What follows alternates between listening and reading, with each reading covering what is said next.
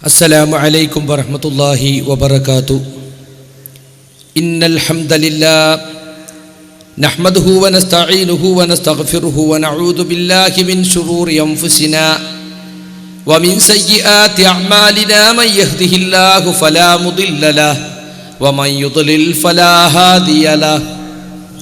وأشهد أن لا إله إلا الله وحده لا شريك له وأشهد أن محمدًا عبده ورسوله. يا أيها الذين آمنوا اتقوا الله حق تقاته ولا تموتن إلا وأنتم مسلمون.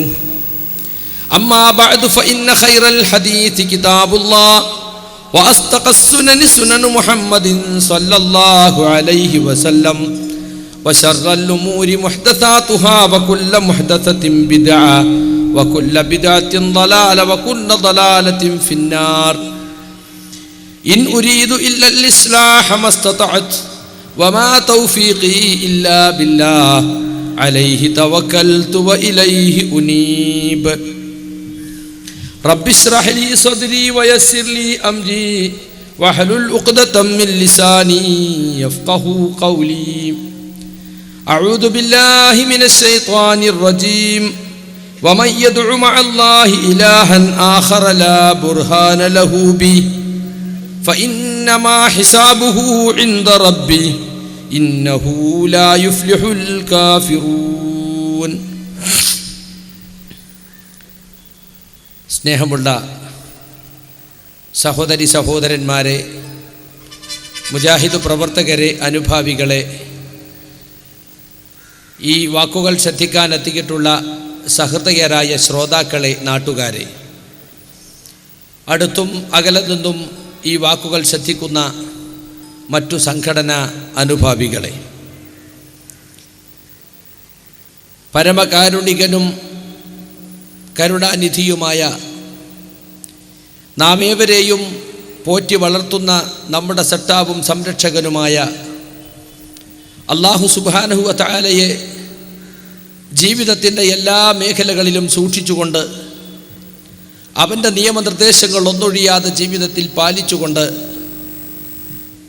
ജീവിതത്തിൽ അങ്ങോളം ഇങ്ങോളം തഖ്വ കൈവിടാതെ ജീവിക്കാൻ ഈ പറയുന്ന ഞാനും കേൾക്കുന്ന നിങ്ങൾ ഓരോരുത്തരും വളരെ ആത്മാർത്ഥമായി അധ്വാനിക്കണമെന്നാണ് ആമുഖമായി എനിക്ക് ഓർമ്മപ്പെടുത്തുവാനുള്ളത്. ഇസ്തിഗാസ അല്ലാഹുവോട് മാത്രം എന്ന നിത്യപ്രസക്തമായ ഒരു വിഷയമാണ് നാം ഇവിടെ ചർച്ചയ്ക്കെടുത്തിട്ടുള്ളത്. മുജാഹിദ് പ്രസ്ഥാനത്തെക്കുറിച്ച്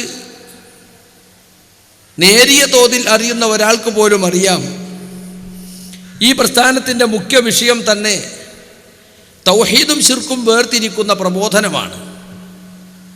അഥവാ ശിർക്കിൽ നിന്ന് ജനങ്ങളെ രക്ഷപ്പെടുത്തി യഥാർത്ഥ തൗഹീദ് എന്താണെന്ന് പഠിപ്പിച്ചു കൊടുത്ത് മുസ്ലിം ഉമ്മത്തിനെ സ്വർഗപ്രാപ്തരാക്കുന്ന ദഅവത്ത്. തൗഹീദിൻ്റെ പ്രാധാന്യം ഈ നാട്ടുകാരെ പറഞ്ഞു ബോധ്യപ്പെടുത്തേണ്ടതുണ്ട് എന്നെനിക്ക് തോന്നുന്നില്ല.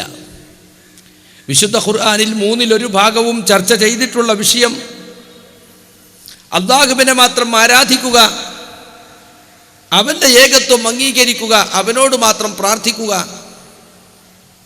ഈ വിഷയമാണ്. പ്രവാചകന്മാർ വന്ന നാടുകളിലൊക്കെ വ്യത്യസ്ത കാലഘട്ടങ്ങളിലൊക്കെ അവർ പ്രബോധനം ചെയ്തപ്പോൾ മുഖ്യമായും കൈകാര്യം ചെയ്ത വിഷയവും ഇതായിരുന്നു. കാരണം തൗഹീദ് നഷ്ടപ്പെട്ട് നമ്മൾ ശിർക്കിലേക്ക് പോയാൽ നമ്മുടെ അമലുകൾ മുഴുവൻ നഷ്ടപ്പെട്ടു പോകുമെന്നും ശിർക്കോടുകൂടി മരിച്ചാൽ നമുക്ക് സ്വർഗം നിഷിദ്ധമാണ്, നരകമാണ് അത്തരം ആളുകൾക്ക് ചെന്നു ചേരാനുള്ള സങ്കേതമെന്നും ഖുർആൻ പഠിപ്പിക്കുകയാണ്. എന്നാൽ ശിർക്കിൻ്റെ പങ്കുപറ്റികളും അതിൻ്റെ ഗുണഭോക്താക്കളുമായ ഒരുപാട് ആളുകൾ ഇന്ന് മുസ്ലിം സമുദായത്തിലുണ്ട്.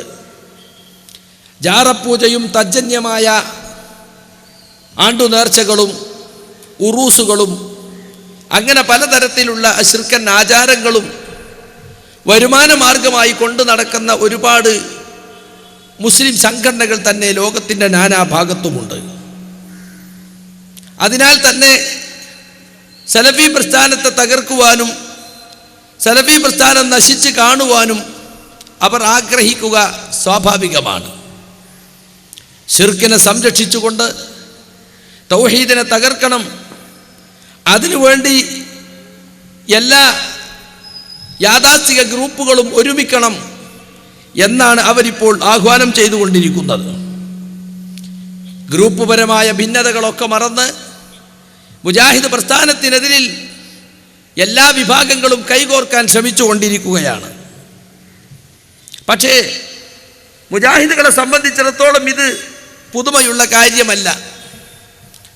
ഒറ്റപ്പെട്ട പ്രവർത്തകരിൽ നിന്ന് ആരംഭിച്ച ഈ പ്രസ്ഥാനം ഇന്ന് ലക്ഷക്കണക്കായ ആളുകളിലേക്ക് തൗഹീദിൻ്റെ സന്ദേശം എത്തിച്ചു കൊടുക്കുകയും ശിർക്ക് ബിദ്അത്ത് ഖുറാഫാത്തുകളുടെ ചളിക്കുണ്ടിൽ നിന്ന് പതിനായിരങ്ങളെ രക്ഷപ്പെടുത്തുവാൻ സാധിക്കുകയും ചെയ്തിട്ടുണ്ട് എന്നത് ഏവർക്കും അറിയാവുന്നൊരു യാഥാർത്ഥ്യമാണ്. ഈ പ്രസ്ഥാനത്തെ പല്ലും നഖവും ഉപയോഗിച്ച് എതിർക്കുന്നവർ പോലും ഈ പ്രസ്ഥാനം ഉയർത്തിപ്പിടിച്ച തൗഹീദിൻ്റെ സ്വാധീനത്തിന് വിധേയമായിട്ടുണ്ട് എന്ന് നമ്മൾ പറയാതെ തന്നെ ഇവിടുത്തെ സമസ്തക്കാർക്ക് പോലും അറിയാം. മുജാഹിദുകൾ മുസ്ലിം ഉമ്മത്തിൽ ശിർക്കുണ്ട് എന്ന് പറയുന്നത് കേവലം ആരോപണമല്ല, മറിച്ച് വസ്തുതയാണ്.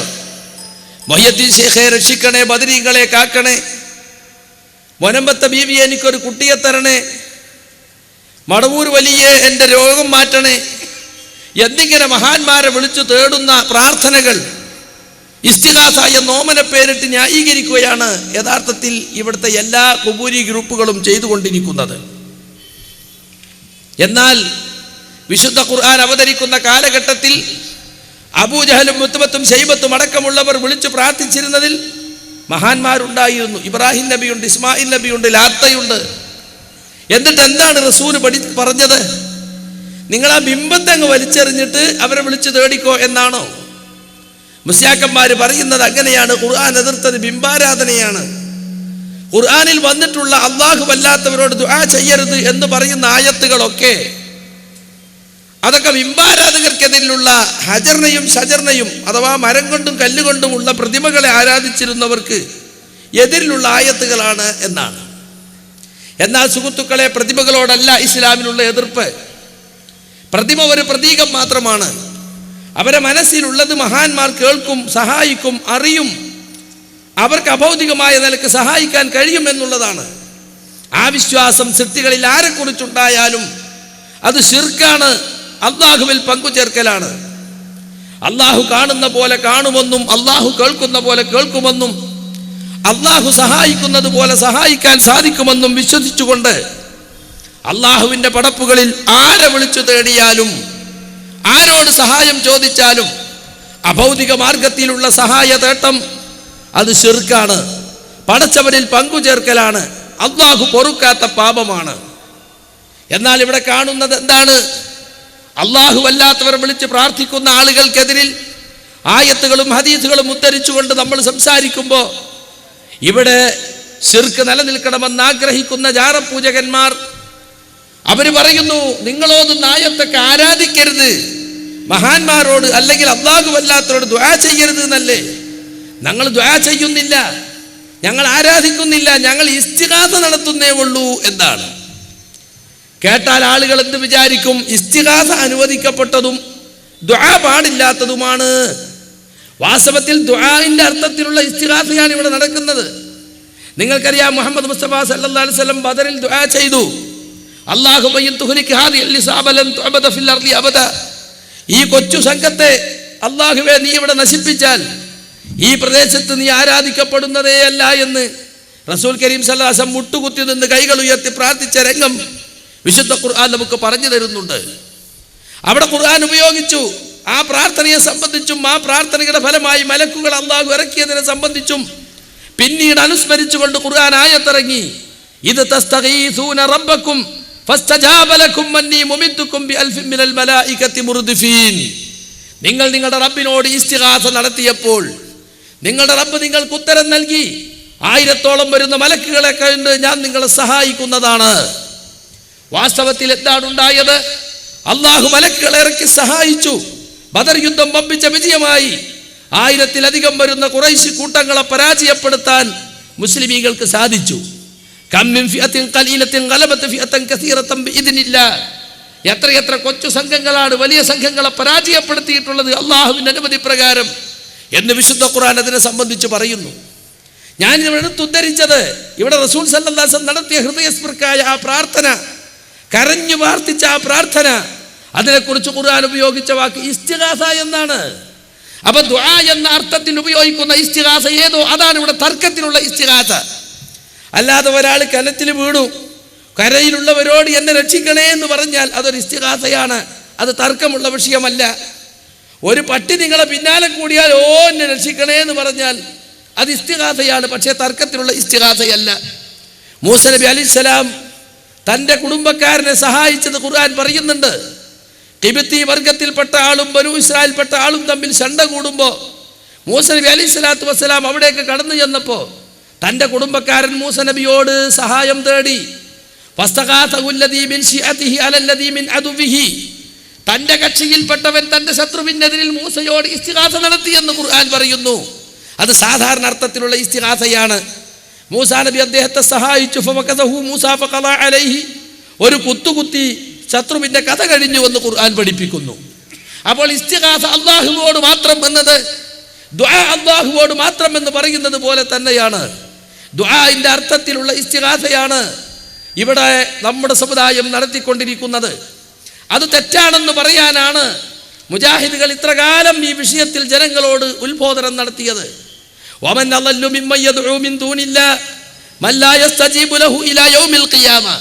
ഖിയാമത്ത് നാൾ വരെയും ഉത്തരം ചെയ്യാത്തവരോട് ദുആ ചെയ്യുന്നവനേക്കാൾ വഴിപിഴച്ചവൻ മറ്റാരുണ്ട്?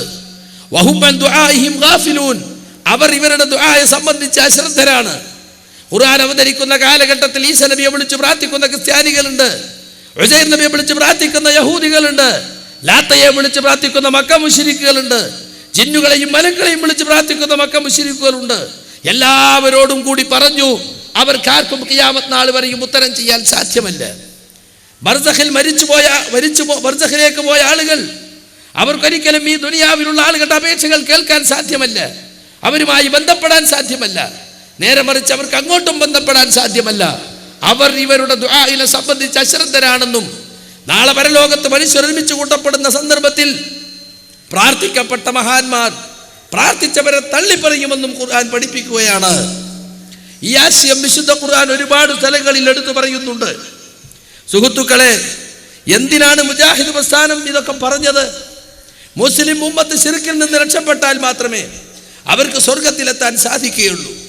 മുസ്ലിം ഉമ്മത്തിനോടുള്ള ഗുണകാംക്ഷയാണ്, അല്ലാതെ മുസ്ലിം ഉമ്മത്തിനെ മുശ്രിക്കാക്കി മുദ്രകുത്തി മുസ്ലിമീങ്ങൾ ആക്ഷേപിക്കുക എന്നതല്ല മുജാഹിദ് പ്രസ്ഥാനത്തിൻ്റെ ഉദ്ദേശം. ചില മുസ്ലിയാക്കന്മാർ എങ്ങനെയാണ് പ്രചരിപ്പിക്കുന്നത്? പാവപ്പെട്ട മുസ്ലിം ഉമ്മത്തിൻ്റെ മേൽ ശിർക്ക് ആരോപിച്ച് മുസ്ലിങ്ങൾ ശിർക്കിലേക്ക് പോയി എന്ന് പറഞ്ഞുകൊണ്ട് മുശ്രിക്കാക്കൽ പ്രവർത്തനമാണ് മുജാഹിദുകൾ നടത്തിക്കൊണ്ടിരിക്കുന്നത്. തികച്ചും പ്രതിലോമപരമായ അതുപോലെ തന്നെ സമുദായ വിരുദ്ധമായ പ്രവർത്തനമാണെന്ന് ചിത്രീകരിക്കാനാണ് മുസ്ലിയാക്കന്മാർ ശ്രമിക്കുന്നത്. എന്നിട്ടിപ്പോൾ എന്താ പറയുന്നതെന്നറിയോ? മുസ്ലിം ഉമ്മത്തിൽ ശിർക്ക് വരും എന്ന കാര്യത്തിൽ റസൂലുള്ളാഹിക്ക് പേടിയുണ്ടായിരുന്നില്ല. ഖിയാമത്തിന് മുമ്പ് പുലരേണ്ട പല പ്രവചനങ്ങളും നബി സല്ലല്ലാഹു അലൈഹി വസല്ലം നടത്തിയിട്ടുണ്ടെങ്കിലും അതിലൊന്നിൽ പോലും സമുദായം ശിർക്കിലകപ്പെടുമെന്ന് പറഞ്ഞിട്ടില്ലെന്നുമാണ് ഇപ്പോൾ മുസ്ലിയാക്കന്മാർ പ്രചരിപ്പിക്കുന്നത്. നിങ്ങൾ നോക്കൂ, ശിർക്ക് വരില്ലെന്നാണോ റസൂൽ പറഞ്ഞിട്ടുള്ളത്? ഖുർആൻ പറഞ്ഞിട്ടുള്ളത്? വലാ തകൂനൂ മിനൽ മുശ്രിക്കീൻ മിനല്ലദീന ഫറഖൂ ദീനഹും വകാനൂ ശിയഅ. നിങ്ങൾ ഒരിക്കലും ശിർക്കുകാരിൽ ഉൾപ്പെട്ടു പോകരുത്. അവരെ മതത്തെ അവർ കണ്ടം തുണ്ടമാക്കി പല വ്യാറ്റുകളായവരാകുന്നു അവർ.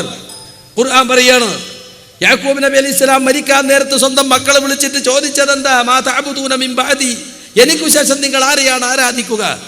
നഅബുദു ഇലാഹക വ ഇലാഹ ആബായിക ഇബ്രാഹിം വ ഇസ്മാഈല വ ഇസ്ഹാഖ ഇലാഹം വാഹിദ. നിങ്ങൾ ആരാധിച്ച നിങ്ങളുടെ ഇലാഹിനെ, നിങ്ങളെ പൂർവ്വപിതാക്കന്മാരായ ഇബ്രാഹിം നബിയും ഇസ്മായിൽ നബിയും ഇസ്ഹാഖ് നബിയും ആരാധിച്ച ഇലാഹിനെ, അതിനെയാണ് ഞങ്ങൾ ആരാധിക്കുക, അവർ ഞങ്ങൾ സർവ്വവും സമർപ്പിച്ചവരായിരിക്കുമെന്ന് മക്കളൊന്നടങ്കം മറുപടി പറഞ്ഞ രംഗം വിശുദ്ധ ഖുർആൻ സൂറത്തുൽ ബഖറയിൽ എടുത്തു കാട്ടുന്നു. ലുഖ്മാൻ തന്റെ മകന് നൽകിയ ഉപദേശം സൂറത്തുൽ ലുഖ്മാനിൽ പറയുന്നിടത്ത് ഖുർആൻ പറഞ്ഞ വാക്കെന്താ? യാ ബുനയ്യ ലാ തുശ്രിക് ബില്ലാഹ്. കുഞ്ഞുമോനെ, നീ ഒരിക്കലും അല്ലാഹുവിൽ ശിർക്ക് വെക്കല്ലേ. ഇന്ന ശിർക ലദുൽമുൻ അദീം. ശിർക്ക് ഗുരുതരമായ അക്രമമാകുന്നുവെന്നാണ്. ഇതിലൂടെയൊക്കെ ഖുർആൻ പഠിപ്പിക്കുന്നത് എന്താ? മുസ്ലിം ഉമ്മത്ത് ശിർക്കിലേക്ക് പോകാതിരിക്കാനാണ്. മുഹമ്മദ് മുസ്തഫ സല്ലല്ലാഹു അലൈഹി വസല്ലമയോട് പറഞ്ഞു, ഇന്ന അശ്റക്ത യഹ്ബതന്ന അമലുക, നിങ്ങൾ ശിർക്ക് വെച്ചാൽ നിങ്ങളുടെ അമലുകൾ പൊളിഞ്ഞു പോകും. റസൂൽ ഒരിക്കലും ശിർക്ക് വെക്കുകയില്ല. പിന്നെ എന്തിനാണ് ആ പറഞ്ഞത്? അവിടെ അഭിസംബോധന റസൂലിനോടാണെങ്കിലും അതിൻ്റെ ഉദ്ദേശം മുസ്ലിം ഉമ്മത്താണെന്ന് മുഫസ്സിറുകൾ പറഞ്ഞത് കാണാം. ഇനി നിങ്ങൾ ഹദീസിലേക്ക് കടക്കൂ. 7 വൻപാപങ്ങളെ നിങ്ങൾ വർജിക്കണമെന്ന് പറഞ്ഞിടത്ത് റസൂൽ ഒന്നാമതായി പറഞ്ഞതേതാ? അശ്ശിർക്കു ബില്ലാഹ്, അല്ലാഹുവിൽ പങ്കു ചേർക്കൽ. അപ്പം മുസ്ലിം ഉമ്മത്തിൽ ശിർക്ക് വരില്ലെന്നാണോ റസൂൽ പറഞ്ഞിട്ടുള്ളത്? ഒരിക്കലുമല്ല. അതുമാത്രമോ, റസൂൽ സല്ലല്ലാഹു അലൈഹി വസല്ലം പറഞ്ഞു, ലാ തഖൂമുസ് സാഅ ഹത്താ തൽഅഖ ഖബായിലു മിൻ ഉമ്മത്തി ബിൽ മുശ്രിക്കീന, എൻ്റെ ഉമ്മത്തിൽ കുറേ ആളുകൾ മുശ്രിക്കീങ്ങളോട് ചെന്നു ചേരുന്നത് വരെ അന്ത്യസമയം ഉണ്ടാവുകയില്ല.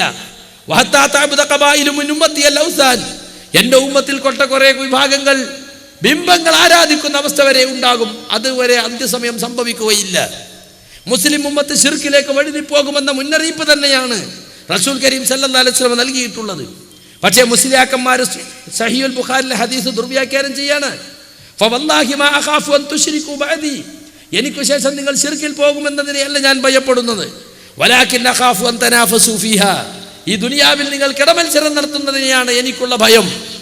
അതിനർത്ഥം മുസ്ലിം ഉമ്മത്ത് ശിർക്കിലേക്ക് പോവുകയില്ല എന്നാണോ? ഈ ഹദീസിനെ പണ്ഡിതന്മാർ വ്യാഖ്യാനിച്ചിട്ടുണ്ട്. കാരണം ശിർക്കിലേക്ക് പോകുമെന്നും ശിർക്കിനെ സൂക്ഷിക്കണമെന്നും ശിർക്കിനതിൽ ജാഗ്രത കൈക്കൊള്ളണമെന്നും ഖുർആനും ഹദീസും ആവർത്തിച്ച് ഓർമ്മപ്പെടുത്തിയിട്ട് നിങ്ങൾ ശിർക്കിലേക്ക് പോകുമെന്ന് ഭയമില്ലെന്ന് റസൂൽ പറയുമോ? ഒരിക്കലുമില്ല. അതുകൊണ്ട് മുഹദ്ദിസുകൾ പറഞ്ഞു, ആ ഹദീസ് കൊണ്ട് ഉദ്ദേശം റസൂലുള്ളാഹിന്റെ ഉമ്മത്തിൽപ്പെട്ട സ്വഹാബികൾ മാത്രമാണ്. വഅന്ന സ്വഹാബഹു ലാ യുശ്രികൂന ബഅദഹു, റസൂലുള്ളാഹിന്റെ കാലശേഷം സഹാബികൾ ശിർക്കിലേക്ക് പോവുകയില്ല. പക്ഷേ കിടമത്സരം അത് റസൂൽ പറഞ്ഞതുപോലെ തന്നെ അവർക്കിടയിൽ ഉണ്ടാവുകയും ചെയ്തു. ഭരണപരമായ രാഷ്ട്രീയമായ കാര്യങ്ങൾക്ക് വേണ്ടി അഭിപ്രായ വ്യത്യാസം അവർക്കിടയിൽ ഉണ്ടായി. അതാണ് ആ ഹദീസിന്റെ അർത്ഥം. ഇനി ഉമ്മത്താണ് അവിടെ ഉദ്ദേശമെന്ന് പറഞ്ഞവർ തന്നെ എന്താ പറഞ്ഞത്? ഐ അലാ മജ്മുഇക്കും, മുസ്ലിം ഉമ്മത്ത് ഒന്നടങ്കം ആരും ബാക്കിയാകാതെ ശിർക്കിലേക്ക് പോകുമെന്ന് എനിക്ക് ഭയമില്ല. പക്ഷേ കുറച്ചാളുകളിൽ നിന്ന് ശിർക്ക് സംഭവിച്ചിട്ടുണ്ടല്ലോ, അള്ളാഹു നമ്മെ കാത്ത് രക്ഷിക്കട്ടെ എന്നാണ് ഇബ്നു ഹജർ അസ്കലാനി പറഞ്ഞിട്ടുള്ളത്. അപ്പൊ സുഹൃത്തുക്കളെ, ശിർക്ക് വരികയില്ലെന്ന് ദുഷ്പ്രചാരണം നടത്തുന്നത് എന്തിനാ? നിലവിലുള്ള ശിർക്ക് ശിർക്കല്ലെന്ന് വരുത്തി തീർക്കാൻ. മുജാഹിദ് പ്രസ്ഥാനം മുസ്ലിമീങ്ങൾ ഉത്ബോധിപ്പിക്കുന്ന ശിർക്ക് ജാഗ്രത കൈക്കൊള്ളണം മുസ്ലിമീങ്ങളെ എന്ന് പറയുന്ന ഗൗരവമേറിയ കുറ്റം അത് യഥാർത്ഥത്തിൽ മുസ്ലിം ഉമ്മത്തിൽ നിലനിൽക്കുന്നില്ലെന്നും മുസ്ലിമീങ്ങളെ മുശ്രിക്കാക്കാൻ വേണ്ടി വെറുതെ ഇവർ കൊണ്ടുവന്ന ദുരാരോപണം ശിർക്കാരോപണമാണിത് എന്നാണ് പറയുന്നത്. എന്നാൽ ശിർക്കാരോപണമല്ല, അത് വസ്തുതയാണ്. മുസ്ലിം ഉമ്മത്തിനോട് ഞങ്ങൾക്കുള്ള ഗുണകാംക്ഷ കൊണ്ടാണ് ഈ വസ്തുത ഞങ്ങൾ അന്നും ഇന്നും ഓർമ്മപ്പെടുത്തിയിട്ടുള്ളത്. മക്കാ മുശ്രിക്കീങ്ങൾക്ക് ഇറങ്ങിയ ആയത്ത് മുസ്ലിമീങ്ങൾക്കെതിരെ നിങ്ങൾ ഓതുന്നു എന്നാണ് പലയിടത്തും മുസ്ലിയാക്കന്മാർ പരിതപിക്കാറുള്ളത്. മുസ്ലിമീങ്ങളുടെ ശിർക്കുകൾ ചൂണ്ടിക്കാണിക്കുമ്പോൾ ഇതാ മഹല്ലുകളിൽ ഭിന്നിപ്പുണ്ടാക്കുകയാണ്, മുസ്ലിം ഉമ്മത്തിന്റെ ഐക്യം തകർക്കുകയാണ്, ശാഖാപരമായ നിസാരമായ കാര്യങ്ങളിൽ ആളുകളുടെ ശ്രദ്ധ തിരിക്കുകയാണ് എന്നൊക്കെ പറഞ്ഞ ആളുകളുണ്ട്. യഥാർത്ഥത്തിൽ ഇത് റസൂലുള്ളാഹിയെ സംബന്ധിച്ചും പറഞ്ഞിട്ടുണ്ട്. അല്ലദീ ഫറഖ ജമ്മനാ വസബ്ബാലിഹതന, ഈ മുഹമ്മദ് ഞങ്ങളുടെ ഐക്യം തകർത്തിരിക്കുന്നു, ഞങ്ങളെ ഇലാഹുകളെ ചീത്ത വിളിച്ചിരിക്കുന്നു. വസഫഹ അഹ്ലാമന, ഞങ്ങളിൽ ബുദ്ധിയുള്ളവർക്ക് ബുദ്ധിയില്ലെന്ന് പറഞ്ഞിരിക്കുന്നു എന്നാണ്. സുഹൃത്തുക്കളെ, ചെറിയ ശിർക്കും വലിയ ശിർക്കും അള്ളാഹുവിന്റെ റസൂൽ ഭയപ്പെട്ടത് തന്നെയാണ്. മുസ്ലിങ്ങൾ ശിർക്കിലേക്ക് പോകുമെന്നതിനെ കുറിച്ചുള്ള എല്ലാ അർത്ഥത്തിലുള്ള ജാഗ്രതയും മുസ്ലിം ഉമ്മത്തിനെ പഠിപ്പിച്ചിട്ടുണ്ട്, യാതൊരു സംശയവുമില്ല. ഇന്നാ നമ്മുടെ ആളുകൾ എന്താ ഖബർ സിയാറത്തിന്റെ പേരിൽ എന്താ ഇന്ന് നടക്കുന്നത്? ഖബർ ആരാധനയാണ് നടക്കുന്നത്, ഖബർ പൂജയാണ് നടക്കുന്നത്. എന്തിനാണ് സിഎം മക്കാമിലേക്ക് കേരളത്തിന്റെ നാനാഭാഗത്ത് ആളുകൾ വരുന്നത്? റസൂലുള്ള പഠിപ്പിച്ച ഖബർ സിയാറത്തിനാണോ? റസൂൽ സല്ലല്ലാഹു പഠിപ്പിച്ച ഖബർ സിയാറത്ത് എന്താ? നിങ്ങൾ ഖബറുകൾ സന്ദർശിക്കണം, ഫഇന്നഹാ തുദക്കിറുകുമുൽ ആഖിറ, അത് നിങ്ങൾക്ക് പരലോകത്തെക്കുറിച്ച് ഓർമ്മ ഉണ്ടാകും. സിയാറത്ത് ചെയ്യുന്ന വ്യക്തി ഖബറിൻ്റെ അടുത്ത് നിൽക്കുമ്പോൾ ആഖിറത്തിന്റെ കവാടമാകുന്ന മരണത്തെക്കുറിച്ചും ഖബറിനെ കുറിച്ചും ഓർമ്മ ഉണ്ടാകും. ഫഇന്നഹാ തുദക്കിറുകുമുൽ മൗത, അത് മരണത്തെക്കുറിച്ച് നിങ്ങൾക്ക് ഓർമ്മയുണ്ടാക്കും. ഫഇന്നഹാ തുസഹിദുകും ഫി ദുനിയ, ദുനിയാവിൽ നിങ്ങൾക്ക് വിരക്തി ഉണ്ടാക്കും. ഞാൻ എന്തിന് ദുനിയാവിന് വേണ്ടി ഇങ്ങനെ ഓടിപ്പായണം, എൻ്റെ അവസ്ഥ ഇതാണല്ലോ എന്ന് ചിന്തിക്കും. പിന്നെയോ അസ്സലാമു അലൈക്കും അഹ്ലദ് ദിയാരി മിനൽ മുഅ്മിനീന വൽ മുസ്ലിമീൻ വഇന്നാ ഇൻഷാ അല്ലാഹു ബികും ലലാഹിഖൂൻ, ഈ ഖബറിലുള്ള മുഅ്മിനുകളും മുസ്ലിങ്ങളുമായവരെ നിങ്ങൾക്ക് അല്ലാഹുവിൻ്റെ രക്ഷയുണ്ടാവട്ടെ, ഇന്നല്ലെങ്കിൽ നാളെ ഞങ്ങളും നിങ്ങളോടൊപ്പം ചേരേണ്ടവരാണ്. അസ്അലുല്ലാഹ ലനാ വലകുമുൽ ആഫിയ, ഞങ്ങൾക്കും നിങ്ങൾക്കും സൗഖ്യം ലഭിക്കാൻ ഞങ്ങൾ അല്ലാഹുവോട് ദുആ ചെയ്യുന്നു.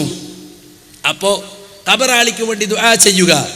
ഇതിനാണോ യഥാർത്ഥത്തിൽ മഖാമുകൾ തോറും ആളുകൾ പോകുന്നത്, സിയാറത്ത് ടൂർ പോകുന്നത്?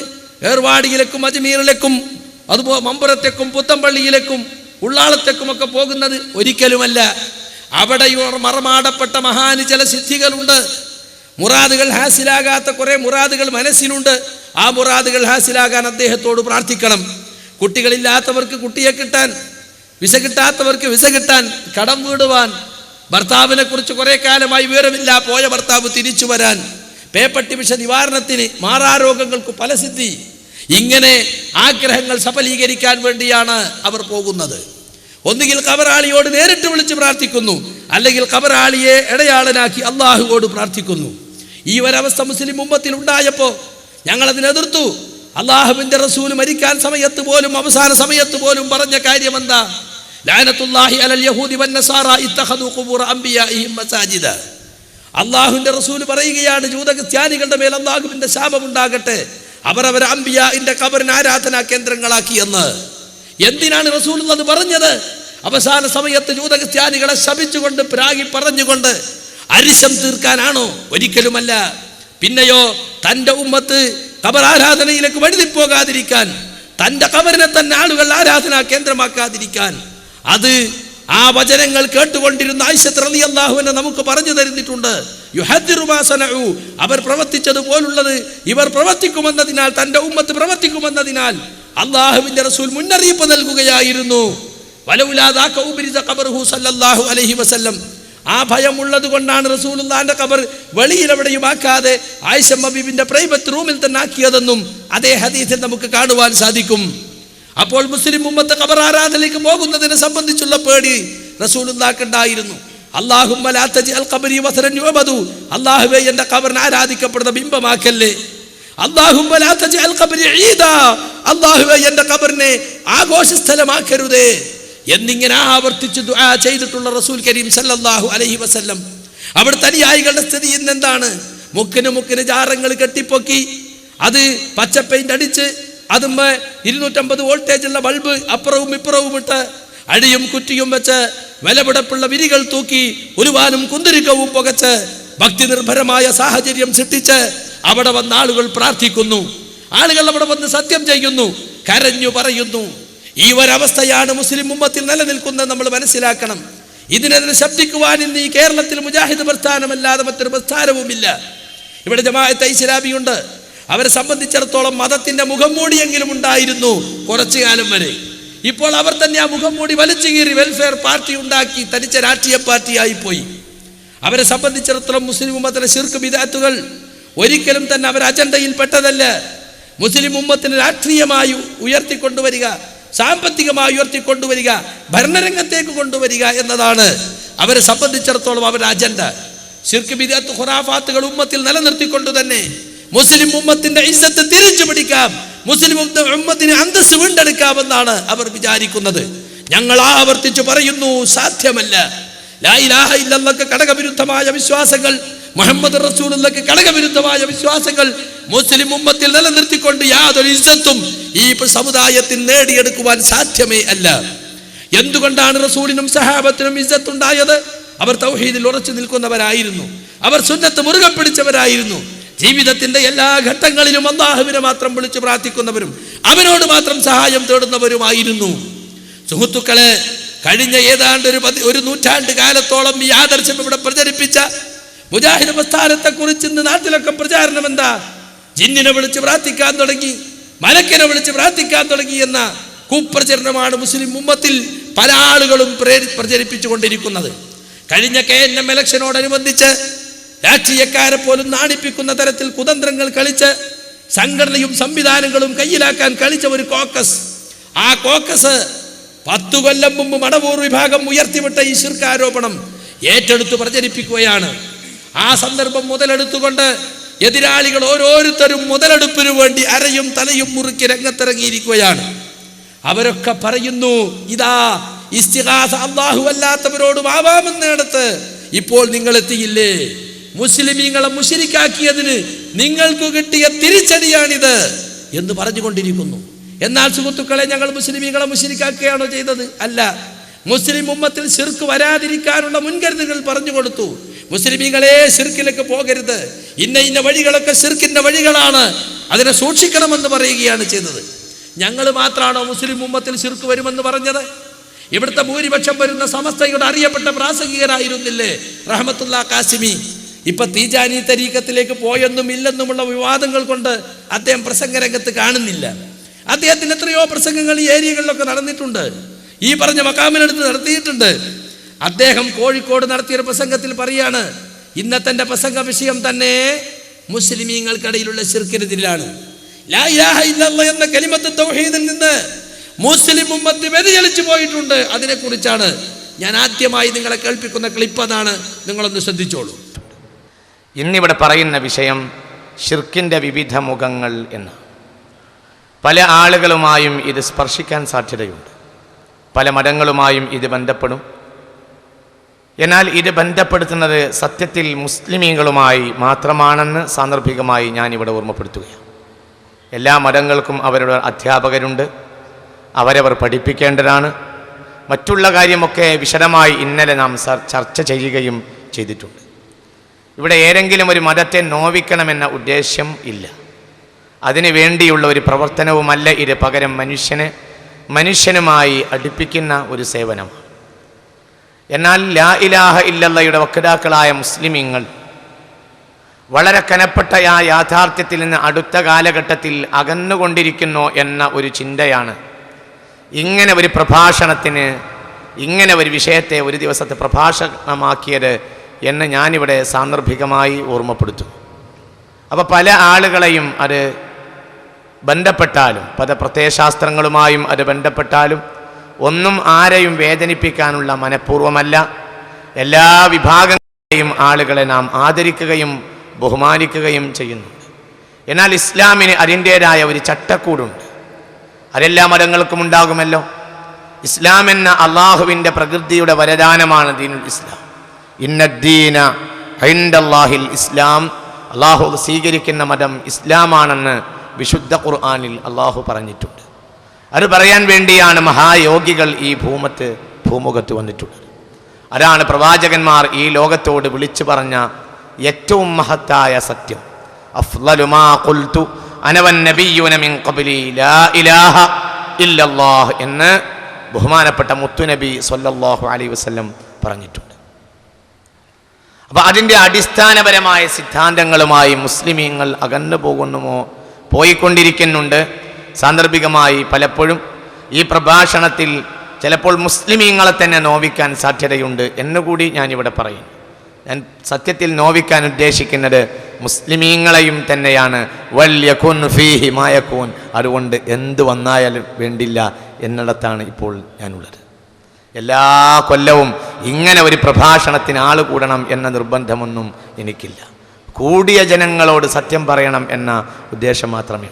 എല്ലാവർക്കും ഓരോ തലോടൽ കൊടുക്കുന്നതിന് മുമ്പ് ചിലപ്പോഴൊക്കെ അതിനപ്പുറം പ്രഹരം നൽകേണ്ടി വരും. അപ്പൊ മുസ്ലിമീങ്ങളെ തന്നെ പ്രഹരിക്കാനും മുസ്ലിമീങ്ങളെ തന്നെ അവർക്കിടയിലുള്ള ശിർക്കിനെ കുറിച്ച് പറയാനുമാണ് മൂപ്പർ ഒരുങ്ങിയത്. എന്നിട്ട് മൂപ്പര് പറഞ്ഞതെന്താ? മുസ്ലിമീങ്ങൾ ഇന്ന് ആൾ ദൈവങ്ങളുടെ പിന്നാലെ പോകുന്നുണ്ട്, ആൾ ദൈവങ്ങളുടെ കാൽക്കൽ കുമ്പിടാൻ ഇവിടെ മൊക്കനയിട്ട മുസ്ലിം പെണ്ണുങ്ങൾ പോകുന്നുണ്ട് എന്നാണ് അദ്ദേഹം പറഞ്ഞത്. അവരെ കുറ്റം പറഞ്ഞിട്ട് കാര്യമുണ്ടോ? അമ്മയുടെ കാൽ മുത്തുന്ന പർദ്ദക്കാരിയുടെ ഫോട്ടോ കാണിക്കാൻ ഇവിടെ സമയമില്ല സുഹൃത്തുക്കളെ. വാസ്തവത്തിൽ ആരാണ് അമ്മയുടെ കാൽ കീഴിൽ കുമ്പിടുന്ന മുസ്ലിം പെണ്ണിനെ ഇവിടെ ഉണ്ടാക്കിയത്? നിങ്ങളുടെ ദുർവ്യാഖ്യാനമാണ് അതിന് കാരണം. ഈ കൗമിനെ നിങ്ങൾ പറഞ്ഞു പഠിപ്പിച്ചു, എവിടെ പോയാലെന്താ മുറാദ് ഹാസിലായാ പോരേ. അങ്ങനെ ആളുകൾ പോയി എന്ന് മാത്രമല്ല, മരിച്ചോന് കേൾക്കും, മഹാന്മാർ സഹായിക്കുമെന്നതിന് തെളിവെന്താ? അബൂജഹൽ അടക്കമുള്ള മുശ്രിക്കുകൾ പൊട്ടക്കനത്തിൽ കിടക്കുമ്പോൾ അവരെ വിളിച്ചിട്ട് അവർ കേട്ടു ഞങ്ങൾ ജനങ്ങളെ പഠിപ്പിച്ചത്. അപ്പൊ ഇസ്ലാമിന്റെ കൊടിയ ശത്രു പോലും പ്രാർത്ഥന കേൾക്കുമെന്നിടത്തേക്ക് നിങ്ങൾ എത്തിയാൽ പിന്നെ അത്രയൊന്നും ശത്രുതയില്ലാത്ത ഗുരുവായൂരപ്പനും ശ്രീകൃഷ്ണനും ഒക്കെ കേട്ടാൽ എന്താ എന്ന് ആളുകൾ ചിന്തിച്ചു. മാത്രല്ല, മനുഷ്യർ പരസ്പരം നടത്തുന്ന സഹായാർത്ഥനയാണ് നിങ്ങൾ ഇസ്തിഗാസക്ക് തെളിവാക്കിയത്. നമ്മൾ പരസ്പരം ഓരോ കാര്യങ്ങൾക്ക്, ഭാര്യയോട് നിങ്ങൾ ചായ തരുമെന്ന് പറയാറില്ലേ? ഹോട്ടലിൽ പോയി എനിക്കൊരു പൊറാട്ട തരുമെന്ന് പറയാറില്ലേ? റേഷൻ ഷാപ്പിൽ പോയി കുറച്ച് മണ്ണെണ്ണ തരുമെന്ന് പറയാറില്ലേ? അതൊക്കെ പ്രാർത്ഥനയാണോ? എല്ലാ വിളിയും ശിർക്കാണോ? അപ്പം ആളുകൾ ചിന്തിച്ചു, ഇങ്ങനെയുള്ള സഹായതേട്ടത്തിൽ ജാതി മതമൊന്നും നോക്കേണ്ടതില്ലല്ലോ. നമുക്ക് തേങ്ങ ഇടാൻ വേണ്ടി രാമൻകുട്ടിയെ വിളിച്ചൂടെ? നമുക്ക് കേസ് വാദിക്കാൻ വേണ്ടി ശങ്കരൻകുട്ടിയെ വിളിച്ചൂടെ? നമുക്ക് തോണി തൊഴിയാൻ വേണ്ടി അയ്യപ്പൻകുട്ടിയെ വിളിച്ചൂടെ? എങ്കിൽ പിന്നെ മരിച്ചോലോട് ചോദിക്കണ കാര്യത്തിലും മഹാന്മാരോട് പ്രാർത്ഥിക്കണ കാര്യത്തിലും മാത്രം തിനായി ജാതി മതഭേദം? അങ്ങനെ നമുക്ക് അവരെയൊക്കെ വിളിച്ചൂടെ എന്ന് ആളുകൾ ചിന്തിച്ചു. അങ്ങനെയാണ് ആൾ ദൈവങ്ങളുടെ അടുത്തേക്ക് ആളുകൾ പോകാൻ തുടങ്ങിയത്. നിങ്ങളുടെ വ്യാഖ്യാനമാണ് അതിൻ്റെ കാരണം. പക്ഷിലക്ഷണം നോക്കുന്നതിനെ പറ്റി, കൈനോട്ടത്തെ പറ്റിയൊക്കെ കാസിമി പറയുന്നുണ്ട്. വാസ്തവത്തിൽ സലഫി പ്രസ്ഥാനത്തിന്റെ വരവോടെയല്ലേ ഇതിനൊക്കെ അറുതി ഉണ്ടായത്. ജിബ്രീൽ കുറത്തിയുടെ വേഷത്തിൽ വന്നിട്ട് ഫാത്തിമ ബീവിയുടെ കൈനോക്കി എന്ന കഥയും പാട്ടുമല്ലേ പക്ഷിപ്പാട്ട്, കുറത്തിപ്പാട്ട് എന്നൊക്കെ പറഞ്ഞ പാട്ടുകളിലുള്ളത്. പക്ഷിപ്പാട്ടിന്റെ 100ാം വാർഷിക കാസർഗോഡ് ഈ അടുത്താണ് ആഘോഷിച്ചത്. ഇതൊക്കെ ശിർക്കാണെന്ന് പറയാൻ കാസിമിയെ പോലുള്ളവർക്ക് കേരളത്തിന്റെ മണ്ണ് പാകപ്പെടുത്തിയത് യഥാർത്ഥത്തിൽ മുജാഹിദുകളായിരുന്നു. അതുപോലെ നാള് നോക്കുന്നതിനെ കുറിച്ചും അവർ വിമർശിക്കുന്നുണ്ട്. അവിട്ടം നാളിൽ ജനിച്ചാൽ ഇന്ന ഗുണം, ശനിയിൽ ജനിച്ചാൽ ഇന്നത്, ഉത്രാടം ജനിച്ചാൽ ഇന്നത്, ഇങ്ങനെയൊക്കെ നാള് നോക്കുന്ന സമ്പ്രദായം ഇന്ന് മുസ്ലിമീങ്ങളിലും ഉണ്ട് എന്നാണ്. യഥാർത്ഥത്തിൽ അങ്ങനെ വിശ്വസിക്കുന്ന ആളുകൾ ഖലാ ഖദറിലുള്ള വിശ്വാസം പോലും ഇല്ലാത്ത അവസ്ഥയിലേക്ക് എത്തിച്ചേർന്ന് എന്തുകൊണ്ടാണ്? ഇൽമുൽ ഫലക്കെന്നും ഇൽമുൻ നുജൂമെന്നും പറഞ്ഞ്, അറബി ജ്യോതിഷമെന്നും അറബി മാന്ത്രികമെന്നും പറഞ്ഞ് ആളുകളെ നിങ്ങൾ ജ്യോതിഷത്തിലേക്ക് കൊണ്ടുപോവുകയാണ്. അതൊക്കെ ആരാ ചെയ്യുന്നത്? മുസ്ലിയാക്കന്മാർ തന്നെയാണ്. അറബി ജ്യോതിഷത്തിന്റെ പുസ്തകം ഇറക്കിയതാരാ? യഥാർത്ഥത്തിൽ അറബി ജ്യോതിഷം എന്താ? അമുസ്ലിങ്ങളുടെ ജ്യോതിഷത്തിൽ ഇസ്ലാമിന്റെ കുപ്പായിട്ട് കൊടുത്തതാണ്. ചൊവ്വാദോഷത്തെക്കുറിച്ച് കാസിമി വിമർശിക്കുന്നുണ്ട്. ചൊവ്വാദോഷത്തെ അംഗീകരിക്കുന്ന ആളുകൾ എന്തുമില്ലേ? കോഴിക്കോട്ടങ്ങാടി പോയോക്കി നിങ്ങൾ, ചൊവ്വാഴ്ച തിരക്ക് കുറവാ മാർക്കറ്റിൽ. എന്താ അത്? ചൊവ്വില്ലാത്ത ദിവസമാണെന്ന് വിശ്വസിക്കുന്ന കുറെ ആളുകളുണ്ട്. ശനിദശ ആളുകൾ പറയാറില്ലേ, ഓന്റെ ശനിദശയാണ്, കണ്ടക ശനി, 7ര ശനി എന്നൊക്കെ പറയാറില്ലേ? ഇതൊക്കെ സുഹൃത്തുക്കളെ ഈ രൂപത്തിൽ മുസ്ലിമീങ്ങൾക്കിടയിൽ ശിർക്കുണ്ടെന്ന് കാസിമി പറഞ്ഞാൽ അത് സത്യമാണെങ്കിൽ ഞങ്ങൾ പറയുന്നു അതൊന്നും മാത്രമല്ല യഥാർത്ഥത്തിൽ മുസ്ലിമീങ്ങളിലുള്ള ശിർക്ക്. മുസ്ലിമീങ്ങളിലുള്ള ശിർക്ക്, തടിച്ച ശിർക്ക് അല്ലാഹുവല്ലാത്തവരോട് പ്രാർത്ഥിക്കലാണ്. റസൂലുള്ളാഹിയെ വിളിച്ച് പ്രാർത്ഥിക്കുന്ന സ്വലാത്ത് നഗറിലെ ക്ലിപ്പുകൾ ഞങ്ങൾ കാണിച്ചപ്പോൾ അത്ഭുതപ്പെട്ട സാധാരണക്കാർ ഇവിടെയുണ്ട്. അങ്ങനെ ഉണ്ടാവുമോ? ഞങ്ങൾ ഒരിക്കലും തന്നെ അങ്ങനത്തെ പറഞ്ഞിട്ടില്ലല്ലോ. സാധാരണക്കാർ പറയാണ്, ഞങ്ങൾ മുത്തുനബിയെ കാക്കണേന്ന് ഞങ്ങൾ പറയാറില്ല. റസൂലുള്ളാഹിന്റെ ഹക്ക് കൊണ്ട്, മഹാന്മാരെ ജാഹു കൊണ്ട്, ബദരീങ്ങളെ ബറക്കത്ത് കൊണ്ട് ഇങ്ങനെയൊക്കെ അള്ളാഹിനോട് ചോദിക്കാന്നല്ലാതെ ഞങ്ങൾ ഒരിക്കലും റസൂലിനെ വിളിച്ച് തേടാറില്ല എന്നാ പറയുന്നത്. കഴിഞ്ഞ മാസം കണ്ണൂർ ജില്ലയിലെ കാക്കയങ്ങാടെന്ന സ്ഥലത്ത് സലാത്ത് നഗറിലെ ക്ലിപ്പിട്ടപ്പോൾ അവിടുത്തെ ആളുകൾ ചോദിക്കാണ്, ഇങ്ങനെയൊക്കെ ഉണ്ടോ? വൈലത്തൂർ തങ്ങളെ ഖബറിങ്ങ സുജൂദ് ചെയ്യുന്ന ക്ലിപ്പിട്ടപ്പോ ഒന്നുകൂടി ഉസ്താദെ അതൊന്നിട്ട് കാണിക്കണമെന്ന് എനിക്ക് എഴുത്ത് കിട്ടുകയാണ്. വീണ്ടും കാണിച്ചു കൊടുക്കുന്നു. ആളുകൾ മൂക്കത്ത് വിരൽ വെച്ച് പോകുന്നു. നോക്കൂ നിങ്ങൾ, സലാത്ത് നഗറിൽ വിളിച്ചു തേടുന്നത്. അവിടുത്തേക്ക് ഞങ്ങളെ കറുത്തുയർത്തിയിരിക്കുന്നു നബിയേ, ഞങ്ങളെ സ്വീകരിക്കണേ റസൂലല്ലാഹ്, ഞങ്ങളെ ഏറ്റെടുക്കണേ നബിയേ.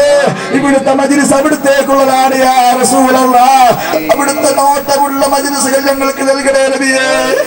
അവിടുന്ന് ഇഷ്ടപ്പെടാത്ത ഒരു മജ്‌ലിസും ഞങ്ങൾക്ക് നൽകല്ലേ നബിയേ. അവിടുന്ന് നേരിട്ട് വന്നു ഞങ്ങളെല്ലാ പ്രശ്നങ്ങളും പരിഹരിക്കുന്ന രൂപത്തിലുള്ള മജ്‌ലിസുകൾ ഞങ്ങൾക്ക് എമ്പാടും നൽകണേ യാ സയ്യിദനാ യാ റസൂലല്ലാഹ്. സാധുക്കളാണ് തങ്ങള്, ഞങ്ങളെ സദസ് കാണുന്നല്ല തങ്ങള്, ഞങ്ങളെ അവസ്ഥ കാണുന്നല്ല തങ്ങള്. ഇത്ര മണിക്കൂറായി വന്നിരിക്കുന്നു തങ്ങള്. ടിക്കറ്റ് കൊടുത്ത തങ്ങള്, മൃഗത്തിലേക്ക് ടിക്കറ്റ് കൊടുത്ത തങ്ങള്, മൃഗത്തിലേക്ക് ടിക്കറ്റ് കൊടുത്ത തങ്ങള്, തങ്ങള്, അവരുടെ തങ്ങള്. അവിടത്തേക്ക് വേണ്ടിയാണ് ലോകത്തെ അല്ലാഹു പടച്ച തങ്ങള്. സാധുക്കളാണ് തങ്ങള്, നിങ്ങളെ കൈവടിയല്ല തങ്ങള്, ആദികളാണ് തങ്ങള്, ദോഷികളാണ് തങ്ങള്. രക്ഷപ്പെടുത്തുന്നത്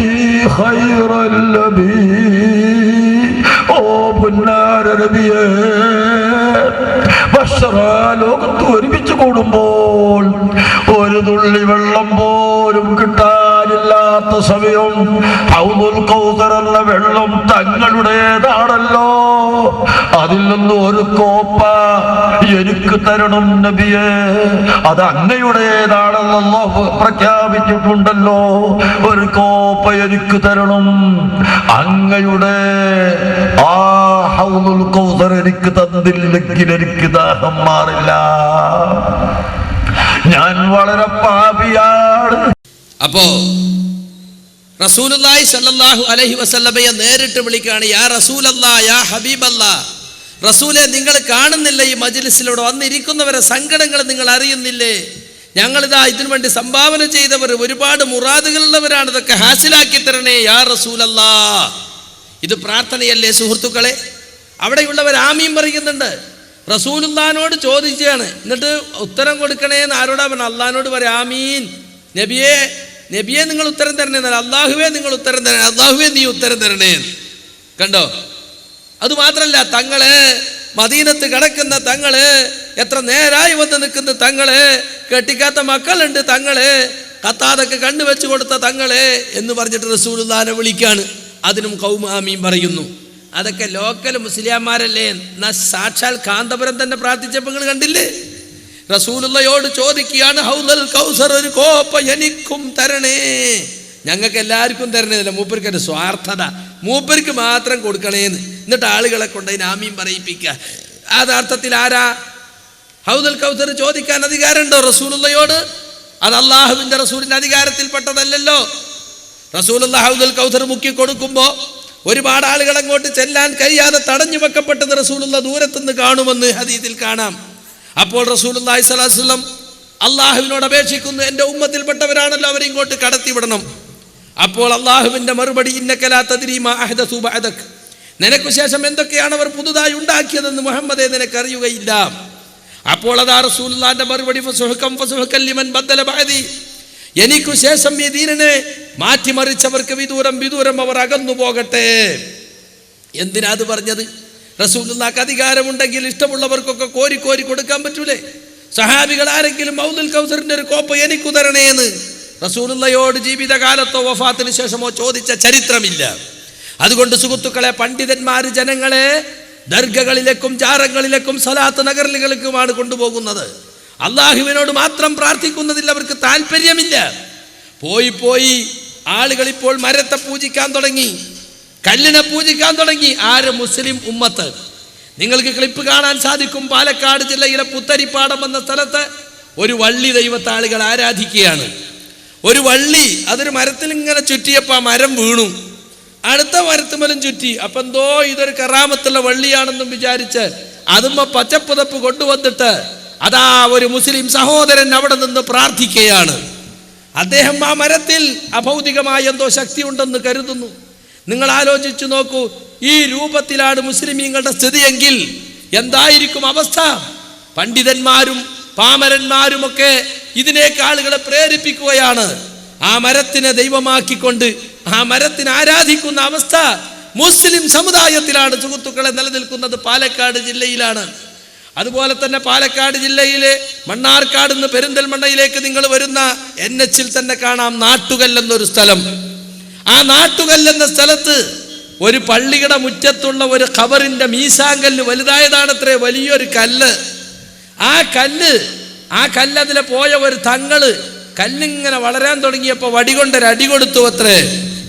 വടികൊണ്ട് അടി കൊടുത്തപ്പോ കണ്ടോ, മരത്തിൻ്റെ അവിടെ പൂജിച്ചിട്ട് ആമീൻ പറഞ്ഞിട്ട് പൈസയും വാങ്ങിയിട്ട് പോവുകയാണ്. കണ്ടോ, അവിടെ നേർച്ചയാക്കുകയാണ്, അവിടെ തൊട്ടിൽ കെട്ടുക. ഇതാ നാട്ടുകല്ല് തങ്ങള് അടിച്ചപ്പോ അവിടുന്ന് പുറത്തേക്ക് തെറിച്ചു വീണ കല്ലാണ്. ആ പുറത്ത് കിടക്കണ ചവിട്ടരുത്, മീസാങ്കല്ല്. അപ്പൊ എന്തായിരിക്കും അടി, എന്തായിരിക്കും വടി? നാലാൾ പൊന്തിച്ചാ പൊന്തൂലത്. അങ്ങനത്തെ കല്ലേ മീസാങ്കല്ലിൽ നിന്ന് തങ്ങൾ അടിച്ചപ്പോൾ പുറത്തേക്ക് തെറിച്ചാണത്രേ. നീ അത്ര വളർന്നാൽ മതി എന്നുണ്ട്. ഇപ്പം എന്താക്കിയെന്നറിയോ? അതിന് അഴിയും കുറ്റിയൊക്കെ ഇട്ടെടുത്ത് ആ കല്ലിനെ, ഉള്ളിലുള്ള ഒരു കല്ലിനെ കണ്ടോ, അവിടെ ശരിക്കും പൂജ നടക്കുകയാണ്. എൻ്റെ നാടിനടുത്താണിത്. അവിടെ പോയി പ്രസംഗിച്ചപ്പോൾ കല്ലൂർ മൊയ്തീൻകുട്ടി മുസ്ലിയാർ അതിനെ ന്യായീകരിച്ചു, മരിച്ചുപോയി അടുത്ത കാലത്ത്. അയാൾ പറഞ്ഞെന്താണെന്നറിയോ? വൈൻ്റെ മിനൽ ഹിജാറത്തിലാ യഹ്ബിത്തു മിൻ ഖശ്യത്തില്ലാ, അള്ളാഹുവിനെ പേടിച്ച് ഉരുണ്ട് വീഴുന്ന ചില കല്ലുകളുമുണ്ട് എന്ന് ഖുർആൻ പറഞ്ഞിട്ടുണ്ട്.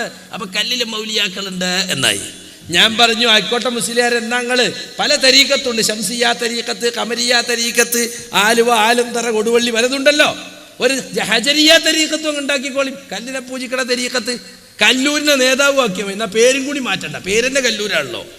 കണ്ടോ, ഈ രൂപത്തിലേക്ക് മുസ്ലിമീങ്ങൾ അതാ അവിടെ പൈസ ഇടുകയാണ്. ആ കല്ലിനെ പൂജിക്കുന്ന സ്ഥലത്ത് വണ്ടിയിൽ വരുമ്പോ പൈസ ഇടുകയാണ്. കല്ലിനെ പൂജിക്കുന്നു, മരത്തെ പൂജിക്കുന്നു. എന്നിട്ട് മാത്രല്ല, ഇപ്പൊ ഇതിനൊക്കെ ന്യായം പറഞ്ഞ എന്താണെന്നറിയങ്ങള്, ദിവ്യത്വം കൽപ്പിച്ചാൽ മാത്രമേ ശിർക്കാകുള്ളൂ. സമദിയത്ത് കൽപ്പിക്കണം എന്നാ വേറെ ചില ആളുകൾ പറയാറുള്ളത്. അതിന് സമദ് അല്ലാഹു മാത്രമാണെന്നാ ഞങ്ങൾ വിശ്വസിക്കുന്നത്. മുസ്ലിയാക്കന്മാർ ന്യായീകരിക്കുക, സമദ് എന്ന് പറഞ്ഞാൽ സ്വയം കഴിവുള്ളവൻ അല്ലാഹു മാത്രമാണ്. സൃഷ്ടികൾക്കൊന്നും ഒരു കഴിവില്ല, ഒക്കെ അള്ളാഹ് കൊടുത്ത കഴിവാണ്. അപ്പൊ അള്ളാഹു കൊടുത്ത കഴിവ് കൊണ്ട് സഹായിക്കുമെന്ന് വിശ്വസിച്ചാൽ അവരോട് ചോദിക്കുന്നതിന് ഒരു കുഴപ്പമില്ല. അത് കല്ലായാലും മരായാലും ഈ മൈക്കായാലും ഈ സ്വിച്ച് എന്തിനോടും ചോദിക്കാം എന്നിടത്താണ്.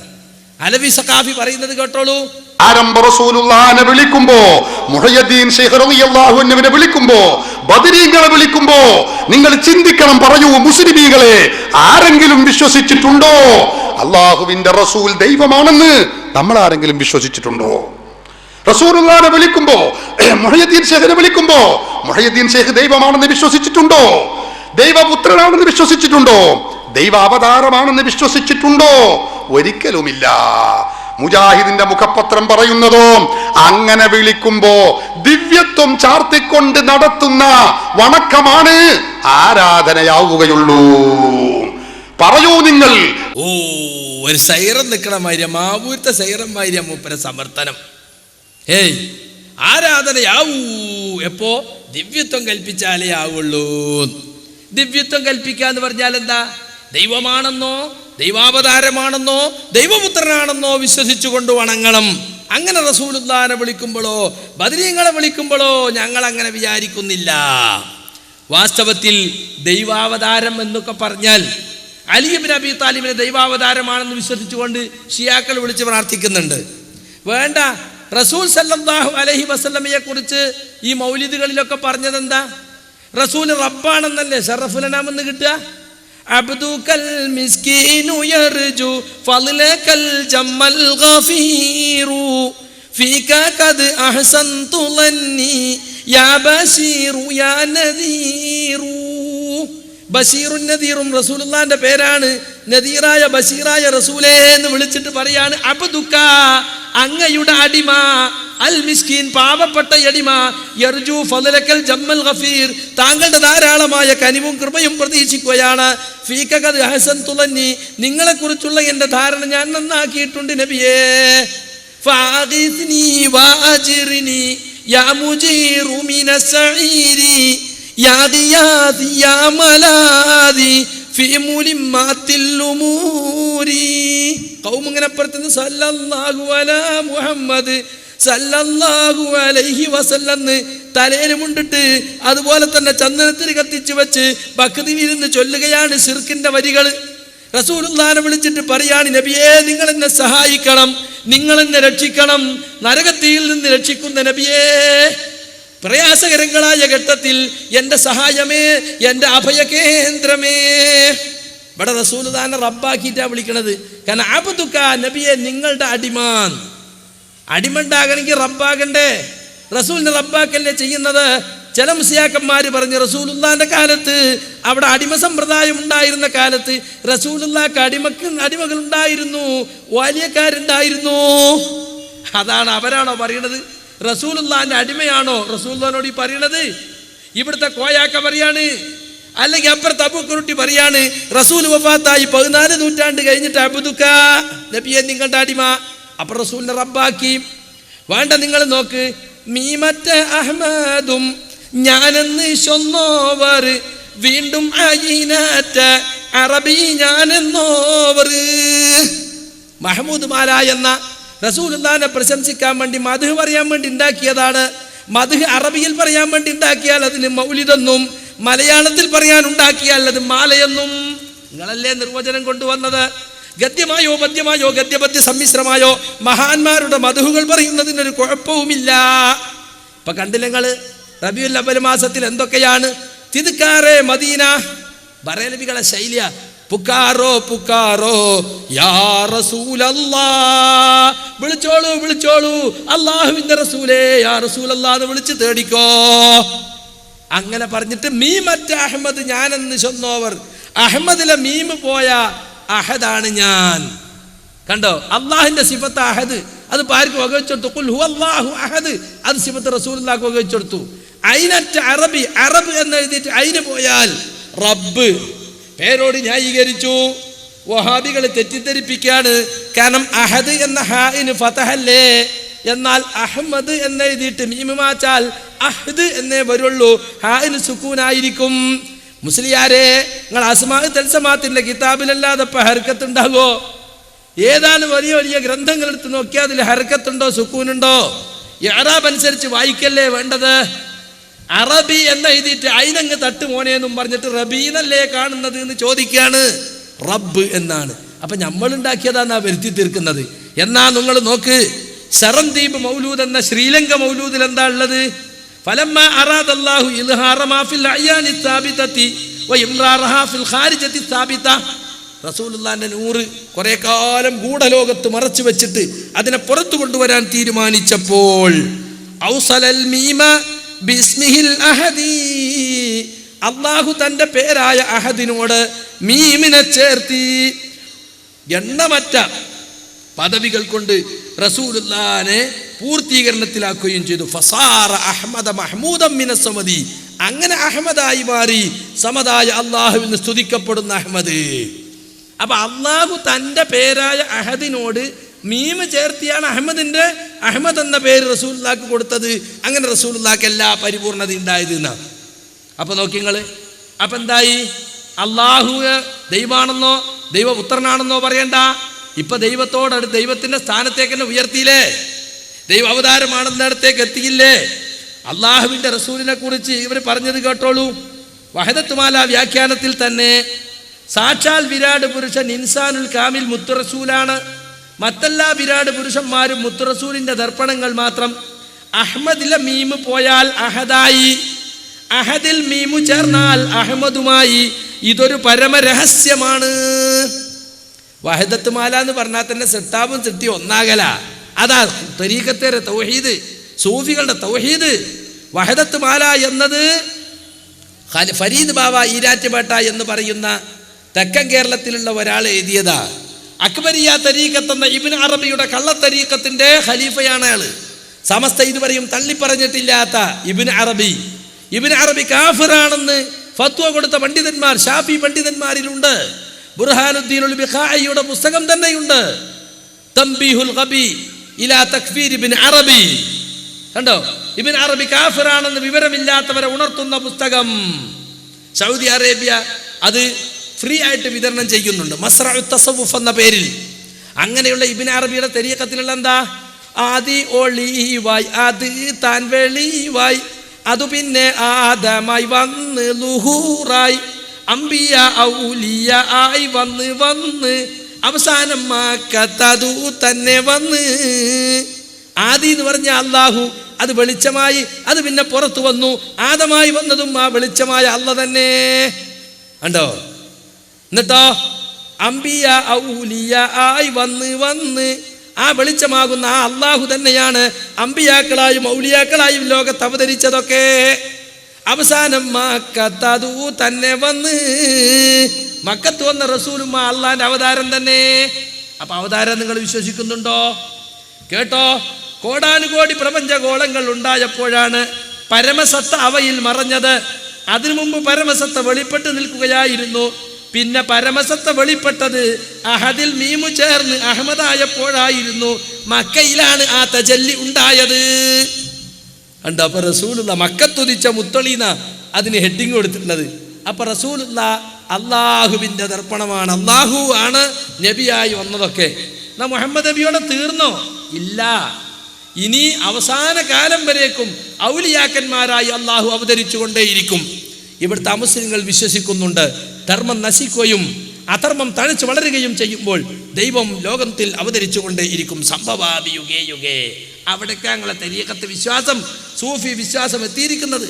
സരന്ദീപ് മൗലിദിൽ തന്നെ കാണാം, മുനസ്സിലുക മർറത്തൻ ഇലൽ ഇൻസാനിയ, മുഹമ്മദെ, നിന്നെ ഞാൻ ചിലപ്പോൾ മനുഷ്യത്വത്തിന്റെ വിധാനത്തിലേക്ക് താഴ്ത്തും.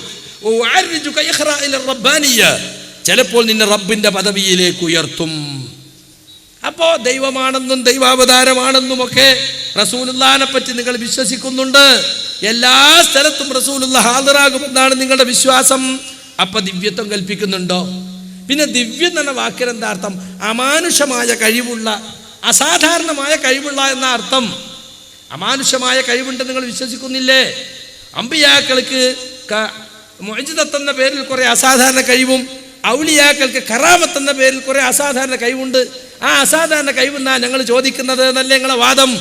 അപ്പം നിങ്ങൾ ദിവ്യത്വം കൽപ്പിക്കുന്നുണ്ട്, യാതൊരു സംശയമല്ല. ഇനി നോക്കൂ, നിങ്ങൾ പണ്ടൊക്കെ വാദപ്രതിവാദത്തിൽ പറയലെന്താ? മൊഹ്യദ്ദീൻ ശൈഖെ രക്ഷിക്കണേ, ബദരീങ്ങളെ കാക്കണേ എന്നിങ്ങനെ മരിച്ചവരോടുള്ള പ്രാർത്ഥന അത് ശിർക്കാകുന്നു. മുജാഹിദുകൾ അത് ജായിസാകുന്നു. ആ ഇസ്തിഗാസ, മഹാന്മാരോടുള്ള ഇസ്തിഗാസ ജായിസാകുന്നു എന്ന് സുന്നികൾ. വെറും ജായിസ്. അപ്പം നമ്മൾ ചോദിച്ചു, ജായിസ് എന്ന് പറഞ്ഞാൽ എന്താ മൗസ്യാരെ? അനുവദനീയം. ചെയ്താൽ പ്രത്യേക പുണ്യമല്ല, ചെയ്തില്ലെങ്കിൽ പ്രത്യേക ദോഷമല്ല, അതല്ലേ? എന്നാൽ മുസ്ലിയാക്കന്മാർക്കിപ്പോൾ ഒരു ഇടങ്ങേറായിപ്പോയി. കാരണം ജായിസായ ഒരു കാര്യമല്ലേ, അതിൻ്റെ പേരിൽ സമുദായത്തെ ആക്ഷേപിക്കാൻ ആവശ്യമില്ലല്ലോ. ഒരാൾ അള്ളാനെ മാത്രം വിളിച്ച് പ്രാർത്ഥിച്ച് മരിച്ചുപോയി. അവൻ്റെ അയലോക്കക്കാരൻ അള്ളാനെയും വിളിക്കും മരിച്ചോലെയും വിളിക്കും. രണ്ടാളും മരിച്ചെന്ന ഒരുപോലെയാണ്. മറ്റോൻ മൊയ്തീൻ ശൈഖിനെ വിളിച്ചതിന് പ്രത്യേക കൂലിയില്ല, ഇപ്പം വിളിക്കാത്തതിന് പ്രത്യേക ശിക്ഷയില്ല. എങ്കിൽ പിന്നെ ജായിസായ കാര്യത്തിന് സമുദായത്തെ തമ്മിൽ തല്ലിക്കണോ എന്ന് നമ്മൾ പണ്ടേ ചോദിക്കുന്ന ചോദ്യം. അതിന് രക്ഷപ്പെടാൻ വേണ്ടി മുസ്ലിയാക്കന്മാർ ഈ അടുത്ത കാലത്ത് ജായിസും പുണ്യകർമ്മവുമാണ് എന്നാക്കി. അലവി സക്കാഫി പറയുന്നത് കേട്ടോളൂ. സഹായതേട്ടം എന്നാണ് ഇതിന്റെ മലയാളത്തിലുള്ള അർത്ഥം. സഹോദരന്മാരെ, അഹ്ലു സുന്നത്തി വൽ ജമാഅത്തിന്റെ നിലപാട് നമുക്കറിയാം. അത് പുണ്യകർമ്മമാണ്, പുണ്യകർമ്മമാണ്, അനുവദനീയമാണ് എന്നാണ് ഇത് സംബന്ധമായി അഹ്ലു സുന്നത്തി വൽ ജമാഅത്ത് പറഞ്ഞിട്ടുള്ളത്. അതേ എന്താ സുന്നത്ത് എന്ന് പറയാൻ നോക്കുകയാണ്. അപ്പൊ പെട്ടെന്ന് ഓർമ്മ വരികയാണ്, ഇത് തെളിയിക്കേണ്ടി വരുമല്ലോ. അപ്പൊ പെട്ടെന്ന് എന്താണ്? പുണ്യകർമ്മമാണ്. അപ്പൊ ജായിസ് മാത്രമല്ല, പുണ്യകർമ്മ തെളിയിക്കണ്ടേ? മഹാന്മാരെ വിളിച്ചു തേടൽ അത് പുണ്യകർമ്മമാണെങ്കിൽ റസൂല് കാണിച്ചു തരണ്ടേ? ദലീല് വേണ്ടേ? പുണ്യകർമ്മത്തിന് ഒരു കാര്യം ഇസ്ലാമിൽ പുണ്യകർമ്മമാണെങ്കിൽ ഖുർആൻ കൊണ്ട് ഹദീസ് കൊണ്ട് തെളിയണ്ടേ? തെളിയിക്കാൻ നിങ്ങൾക്ക് സാധ്യമല്ല. ഇത് മാത്രമല്ല, അമ്പലക്കടവ് ഫൈസിയോട് ചോദിച്ചു, അല്ല ഉസ്താദെ, ഇസ്തിഗാസയുടെ ശർഈയായ ഹുക്ം എന്താണ്? കേട്ടോളൂ ചോദ്യം. ഇസ്തിഗാസയുടെ ശർഈയായ ഹുക്ം എന്താണ്? ഇതിന് അല്ലാഹു സുബ്ഹാനഹു വ തആലയുടെ അടുക്കൽ വല്ല പ്രതിഫലവും ഉണ്ടോ എന്നാണ്. ഇസ്തിഗാസയെക്കുറിച്ച് ലോക മുസ്ലിം ജനസമൂഹം ഇത്രയും കാലം അംഗീകരിച്ചു വരുന്ന നിലപാടും സമസ്ത കേരള ജമിയത്തുള്ള വിശദീകരണവും ഇസ്തിഗാസ ശറയിൽ അനുവദിക്കപ്പെട്ട കാര്യമാണ്. തവസ്സുൽ സുന്നത്താക്കപ്പെട്ട കാര്യമാണ്. തബറുക്ക് സുന്നത്താക്കപ്പെട്ട കാര്യമാണ്. അപ്പോൾ ഇസ്തിഗാസ ഇസ്ലാമിൽ സുസമ്മതമായി സ്ഥിരീകരിക്കപ്പെട്ട കാര്യമാണ്. ശറിയാ ഹുക്കുമാണ്, അനുവദിക്കപ്പെട്ടതാണെന്നുള്ളത്. അപ്പോൾ തഹീറിനെ തേടിയാൽ, ഖിതാബ് തഹീറിനെ തേടിക്കഴിഞ്ഞാലാണ് ഇബാഹത്ത് വരുന്നത്. അപ്പോൾ തഹീറിനെ തേടുമ്പോൾ, തഹീർ എന്ന് പറഞ്ഞാൽ ഇഷ്ടം പ്രവർത്തിക്കല്ല. ഇത് ചെയ്താലും കുഴപ്പമില്ല, ചെയ്തില്ലേലും കുഴപ്പമില്ല. അപ്പോൾ ചെയ്താലും കുഴപ്പമില്ല, ചെയ്തില്ലേലും കുഴപ്പമില്ല എന്ന് പറയുന്നപ്പോൾ പിന്നെ എന്താണ് അപ്പോൾ വരുന്ന ഉസ്താദിൻ്റെ അഭിപ്രായം എന്താണ്? അപ്പോൾ പ്രതിഫലം ഉണ്ടോ? അപ്പോൾ അദ്ദേഹം പറയുന്നത്, അനുവദനീയം എന്ന് പറഞ്ഞാൽ അല്ലെങ്കിൽ ഹലാലായ ഒരു കാര്യം എന്ന് പറഞ്ഞാൽ തഹീറാണ്. ചെയ്യണമെങ്കിൽ ചെയ്യാം, ചെയ്യണ്ടെങ്കിൽ ചെയ്യാം. അങ്ങനെ തന്നെയാണ് അതിൻ്റെ വിധി, ഒരു സംശയമല്ല. പിന്നെ ചോദിക്കാവുന്ന അടുത്ത ചോദ്യം എന്ത് വല്ലതുണ്ടെങ്കിൽ ചോദിക്കണം. പ്രതിഫലം ഒരു കാര്യം ഹലാലായ കാര്യത്തിന് സതുദ്ദേശപരമായി ചെയ്യുകയാണെങ്കിൽ പുണ്യം കിട്ടുമെന്നല്ലാതെ ഹലാൽ എന്നതിൽ അനുവദിക്കപ്പെട്ടത് എന്നതിൽ പുണ്യം കിട്ടൂല. പുണ്യം കിട്ടൂല എന്നാണ് പറഞ്ഞത്. അതെ, അവിടെയാണ് സംശയം, അവിടേക്ക് വരണം. അപ്പോൾ ഈ ഇസ്തിഗാസ എന്ന് പറഞ്ഞ കാര്യം ശറയിൽ അനുവദിക്കപ്പെട്ട കാര്യമാണ്. ചെയ്താൽ പ്രത്യേകിച്ച് പുണ്യമില്ല, ചെയ്തില്ലെങ്കിൽ പ്രത്യേക ദോഷമില്ല. അപ്പോൾ ഒരു വെറും പ്രവർത്തനമല്ലേ എന്നാണ് അദ്ദേഹത്തിൻ്റെ ചോദ്യം. വെറും പ്രവർത്തനമല്ല എന്നുള്ളതാണ്. അതുകൊണ്ടാണ് നാം വിഷയാവതരണത്തിൽ പ്രത്യേകം പറഞ്ഞത്, ഇസ്തിഗാസ ശറയിൽ അനുവദിക്കപ്പെട്ടതും വളരെ ഫലപ്രദവുമായ ഒരു കാര്യമാണ്. ശറയിൽ അനുവദിക്കപ്പെട്ട കുറേ കാര്യങ്ങൾ ചെയ്താൽ ദോഷമല്ല ഗുണമല്ല എന്ന് വരില്ല. അനുവദിക്കപ്പെട്ട ഒരുപാട് കാര്യങ്ങൾ ചെയ്താൽ വളരെയേറെ നമ്മുടെ ജീവിതത്തിൽ ഫലപ്രദമായിരിക്കും. ഉദാഹരണം, ഏറ്റവും നല്ല ഒരു ബെൻസ് കാറിൽ നമുക്ക് യാത്ര ചെയ്യൽ ഇസ്ലാമിൻ്റെ വിധി എന്താണ്? അനുവദനീയമാണ്. ആ സമയം ലോക്കൽ KSRTC ബസ്സിൽ യാത്ര ചെയ്യലോ അതും അനുവദനീയമാണ്. എന്നാൽ ഒന്ന് വളരെയേറെ ഫലപ്രദമാണ്, ഒന്ന് ആപേക്ഷികമായി വളരെ ഫലം കുറഞ്ഞതാണ്. അപ്പൊ അള്ളാനെ മാത്രം വിളിച്ച് പ്രാർത്ഥിച്ചാൽ ലോക്കൽ KSRTC കയറിയ മാതിരി, അത് കോഴിക്കോട്ട് എത്തി, ചിലപ്പോൾ കട്ടപ്പുറത്ത് കൊടുവള്ളി നിന്നൂന്നും വരും. അതാണ് ബെൻസ് കാറിൽ പരിച്ചൊന്നിട്ട് ഒറ്റപ്പൊക്ക AC ഇട്ടിട്ട് ഇത് എത്ര പെട്ടെന്ന് 1.25 കോടിന്റെ വണ്ടിയാ നേരെ കോഴിക്കോട്ട് സുഖമായിട്ടെത്തും. അത് ഏറെ ഫലപ്രദം. ആ മൊയ്തീശയ്ക്ക് രക്ഷിക്കണേ ബദരീകളെ കാക്കണേ എന്ന് പറഞ്ഞാൽ അത് ബെൻസ് കാറിൽ പോയ മാതിരി. അള്ളാഹുവെ കാക്കണേ എന്ന് പറഞ്ഞാൽ അള്ളാഹിനെ മാത്രം വിളിച്ച് പ്രാർത്ഥിക്കുന്നുണ്ടല്ലോ, അത് ലോക്കൽ KSRTC മാതിരി, എത്തിയാൽ എത്തി, കിട്ടിയാൽ കിട്ടി. നോക്കിങ്ങള്. അപ്പൊ ആളുകൾ എവിടുക്കാ പോവുക? പള്ളിയിൽ പോയാൽ ഇങ്ങനെ നിക്കരിക്കാൻ തന്ന ആളുകൾ ഇങ്ങനെ ചൊറിഞ്ഞ് മാന്തി കോട്ടാവിയിട്ട്, കാരണം അത് കിട്ടിയാൽ കിട്ടി. മഖബറയിൽ അങ്ങ് ചെന്നാലോ കൈകാലുകൾ വിറച്ച് കണ്ടമിടറി കണ്ണുനീരൊലിച്ച് അങ്ങേയറ്റത്തെ വിനയവും താഴ്മയുമാണ് ഇബാദത്തെന്ന് പൂർവ്വഗാമികളൊക്കെ പറഞ്ഞിട്ടില്ലേ? അത് നമുക്ക് ശരിക്ക് കാണാം. കണ്ടില്ലേ സലാത്ത് നഗർ എന്നൊരു ഭക്തിയാണ്. ആ പ്രാർത്ഥന മനസ്സിന്റെ ഉള്ളിന്ന് വരുന്നതാ. ആ രീതിയിലേക്ക് ഇബാദത്തായി അത് മാറി. അപ്പൊ സുഹൃത്തുക്കളെ, ജായിസാണെന്നാ പണ്ടൊക്കെ പറഞ്ഞിരുന്നത്. ഇപ്പൊ പുതിയത് ഉണ്ടാക്കിയ ഫലപ്രദം, അങ്ങനെ ഒരു ഹുക്കുമുണ്ടാവും. ജായിസും പുണ്യകർമ്മവും എന്ന് അലവി സഖാഫി പറഞ്ഞത്. എന്നാൽ സ്ത്രീ ജമാഅത്തിനെ സംബന്ധിച്ച് സംവാദം നടക്കുമ്പോൾ തലശ്ശേരിയിൽ വെച്ച് ഞങ്ങളെ വാദം സ്ത്രീകൾ ജുമാഅക്കും ജമാഅത്തിനും വരൽ ജായിസും പുണ്യകർമ്മവുമാണ്. അപ്പൊ ഹസനി പറയാം അങ്ങനെ ഒരു ഹുക്കുമുണ്ടോ? അതേ ആളുകളെ അപ്പൊ പറഞ്ഞു ഇസ്തിഗാസ ജായിസും പുണ്യകർമ്മവുമാണ്. അത് ഫലപ്രദം കുറച്ചുകൂടി കൂട്ടി. ആളെ കിട്ടുന്നില്ല ഇതിനൊന്നും. അപ്പൊ ആളുകൾ എങ്ങനെ ഇതൊക്കെ കൊണ്ടുവരണ്ടേ? പക്ഷെ കൊണ്ടുവന്നിട്ട് ഇപ്പൊ എന്തായി? ആളുകളെ ജാറങ്ങളിലേക്ക് അടുപ്പിക്കുന്ന, ആളുകളെ മക്കാമുകളിലേക്ക് അടുപ്പിക്കുന്ന, പള്ളികളിലേക്ക് അടുപ്പിക്കുന്ന ആളുകളായിട്ട് മുസ്ലിയാക്കന്മാർക്ക് മാറാൻ സാധ്യമല്ല. ഇപ്പൊ നിങ്ങൾ കണ്ട മുജാഹിദ് പ്രസ്ഥാനത്തിൽ ഉണ്ടായ ഈ പുതിയ അഭിപ്രായ വ്യത്യാസങ്ങളുടെ പേരിൽ മുതലെടുപ്പ് നടത്താൻ വേണ്ടി AP വിഭാഗം ഒരു കാമ്പയിനുമായി ഇറങ്ങി. എന്നിട്ട് അവർ പറയുന്നത് എന്താണെന്നറിയോ? തൗഹീദ് അചഞ്ചലമാണ് ക്യാമ്പയിൻ. ഈ ക്യാമ്പയിൻ തീരുമ്പോ ഒരൊറ്റ വഹാബിയും കേരളത്തിൽ ഉണ്ടാവൂല എന്നാ അഹ്സനി പറയുന്നത്. കേട്ടോളി. ഞങ്ങളൊന്ന് ആഘോഷിക്കട്ടെ. ഇത് തൗഹീദ് അചഞ്ചലമാണെന്ന് ഞങ്ങളെ ക്യാമ്പയിൻ കേരളത്തിൽ കഴിയുന്നതോടെ ഈമാനുള്ള ഒരൊറ്റാളും വഹാബിയിൽ ഉണ്ടാവില്ല. അല്ലാഹു തൗഫീഖ് നൽകട്ടെ. എന്താ മൂപ്പര പൂതി? ഒരൊറ്റ വഹാബി ഉണ്ടാവില്ല. ഇപ്പൊ ക്യാമ്പയിൻ ഡിസംബറിൽ കഴിഞ്ഞു പോയി. ഇപ്പൊ ഒറ്റ വഹാബി ഇല്ല കേരളത്തിൽ. എന്താ ക്യാമ്പയിൻ? നിങ്ങൾ ആരെങ്കിലും അറിഞ്ഞങ്ങനെ ഒരു ക്യാമ്പയിൻ? സംഗതി എന്താന്നറിയോ? ഒരു പമ്പർന്നോളം മുടിയും കൊണ്ടുവന്നിട്ട്, മുടിക്കെട്ട് കൊണ്ടുവന്നിട്ട് ജാലിയൻവാല എന്ന ഖുറാഫിന്റെ അടുത്ത് നിന്ന് അബുദാബിയിൽ എത്തിച്ചിട്ട് ലോക ഖുറാഫിയായ ഖസ്റജിന്റെ അടുത്ത് നിന്ന് ആഘോഷപൂർവ്വം കൊണ്ടുവന്ന് മർക്കസ് സമ്മേളനത്തിൽ വെച്ചിതാ ഇത് കൈമാറാൻ പോവുകയാണ്. അതിന്റെ സനത് വായിച്ചുകൊണ്ട് ശൈഖുനാക്ക് കൈമാറുകയാണ്. പേരോടിന് അനൗൺസ്മെന്റ്. ഇപ്പോൾ കേൾക്കും സനത് എന്ന് വിചാരിച്ചിട്ട് തക്ബീറൊക്കെ ചെല്ലിങ്ങനെ കുത്തിരിക്കുക. അയാൾ വായിച്ചു നോക്കുമ്പോൾ അയാളെ സനതാ. എൻ്റെ ഉപ്പാൻ്റെ ഉപ്പ മുടിക്ക് സനതില്ല. അവസാനം ഈ കെക്കാര് പിന്നാലെ കൂടി, നമ്മൾ പിന്നാലെ ഒന്നായിട്ട് കേരള മുസ്ലിമീങ്ങൾ ഒന്നടങ്കം ഈ മുടി വ്യവസായത്തിനെതിരെ നിന്നു. ഇതാ 400 കോടിയുടെ അല്ലെങ്കിൽ 40 കോടിയുടെ ഖുറാഫി സിറ്റിയ വരാൻ പോണത് എന്ന് പറഞ്ഞുകൊണ്ട് സുഹൃത്തുക്കളെ മുടി പ്രശ്നത്തിൽ ആകെ ആപ്പീസ് കൂട്ടി, തല പൊന്തിക്കാൻ വയ്യാതെയായി. അപ്പൊ അണികളെ പിടിച്ചു നിർത്താൻ വേണ്ടി ഉണ്ടാക്കിയ ഒരു പുതിയ ഏർപ്പാടാണ് എന്ത്? ഈ ക്യാമ്പയിൻ. ആ ക്യാമ്പയിൻ്റെ കഥ ഇപ്പം എന്താ? ഡിസംബറിൽ അത് കഴിഞ്ഞു പോയി. കേരള മുസ്ലിമീങ്ങൾക്കിടയിൽ എന്തെങ്കിലും ചലനമുണ്ടാക്കുവാൻ അതിന് സാധിച്ചോ? കാരണം എന്താ? ക്യാമ്പയിൻ നടത്തുന്നത് ആരാ? തൗഹീദ് അചഞ്ചലമാണ്. നടത്തുന്നതോ ശിർക്കിൻ്റെ ആളുകൾ. ശിർക്ക് അചഞ്ചലമാണെന്ന് പറഞ്ഞോളി നിങ്ങൾക്ക് തൗഹീദ് ക്യാമ്പയിൻ നടത്താൻ എന്താ അധികാരം? എടുക്കാനും പുതക്കാനും വിരിക്കാനും ഒക്കെ ശിർക്ക. തൗഹീദിനെതിരാണ് നിങ്ങൾ പറയുന്നതും പ്രവർത്തിക്കുന്നതും വിശ്വസിക്കുന്നതും ഒക്കെ. എങ്കിൽ പിന്നെ തൗഹീദ് ക്യാമ്പയിൻ എന്നത് പ്രഹസനമായി മാറിയില്ലേ? ആ പ്രഹസനമാണ് യഥാർത്ഥത്തിൽ സുഹൃത്തുക്കളെ നടന്നത്. അതുകൊണ്ട് മുജാഹിദുകളുടെ ഇപ്പോഴുണ്ടായ അഭിപ്രായ വ്യത്യാസത്തെ മുതലെടുക്കാമെന്ന് കരുതി ഒരൊറ്റ കുബൂരിയും രംഗത്ത് വരേണ്ടതില്ല. അയാൾ പറയാണ് മുജാഹിദുകൾ ഇതാ 8ാം സംസ്ഥാന സമ്മേളനം വന്നപ്പോഴേക്കും 8 കഷ്ണമായി. നിങ്ങൾക്കറിയോ, നമ്മുടെ ഐക്യം നഷ്ടപ്പെടുത്താൻ വേണ്ടി വന്ന വഹാബികൾ ഞാൻ ഈ പ്രസംഗിച്ചു കൊണ്ടിരിക്കുന്ന സമയത്ത് അവർ 8ാം സമ്മേളനം നടത്താൻ പോവുകയാണല്ലോ. ഇന്ന് അവർ 8 കഷ്ണങ്ങളായി മാറിയിട്ടുണ്ട്. കൂടാം, അതിലേറെ കുറവുണ്ടാവില്ല. 8 കഷ്ണമായി മാറിയിരിക്കുന്നു. ആരൊക്കെ മൂപ്പർ എണ്ണിയെന്നറിയോ? ചേകനൂര്, CN മൗലവി, സുബൈർ മങ്കട, അങ്ങനെ എണ്ണി എന്നെ ഒന്നാക്കി ഓരോരുത്തരെ ആക്കി. മുജാഹിദ് പ്രസ്ഥാനത്ത് പിരിഞ്ഞുപോയ എത്ര ആളുണ്ടാവും?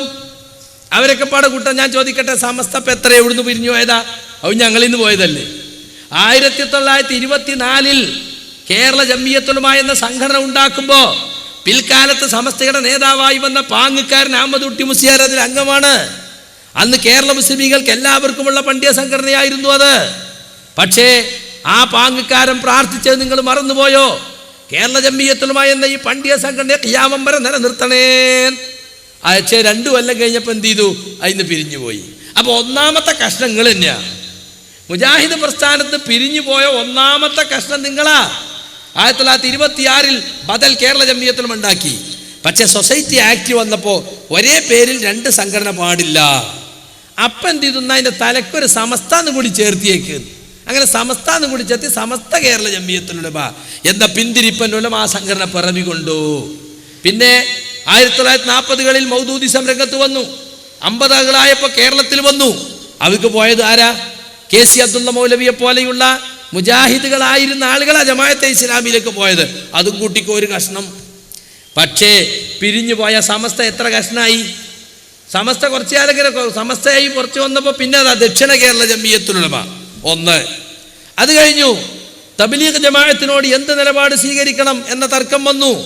അവർ അഹ്ലുസുന്നത്ത് വൽ ജമാഅത്തിന് പുറത്താണെന്നും അകത്താണെന്നും തർക്കം വന്ന ഒരു കൂട്ടർ പിരിഞ്ഞു പോയി. അതാണ് അഖില കേരള ജംഇയ്യത്തുൽ ഉലമ 2. പിന്നെ അതാ കുറച്ച് കഴിഞ്ഞപ്പോൾ സംസ്ഥാന കേരള ജംഇയ്യത്തുൽ ഉലമ. മൈക്ക പാടില്ല, ബാങ്ക് കൊടുക്കാനും നിസ്കരിക്കാനൊന്നും മൈക്ക പാടില്ല എന്ന് പറയണേ. സ്പീക്കർ കുത്തുവക്കെതിരായ കറൻസിക്ക് സക്കാത്തില്ല എന്ന് പറയണേ. കേരളത്തിലെ ബാങ്ക് പലിശ ഇല്ല എന്ന് പറയണേ. ആന സുന്നി, സദഖത്തുള്ള മുസ്ലിയാർ സുന്നി. അതാണ് സംസ്ഥാന കേരള ജംഇയ്യത്തുൽ ഉലമ 3. തീർന്നോ?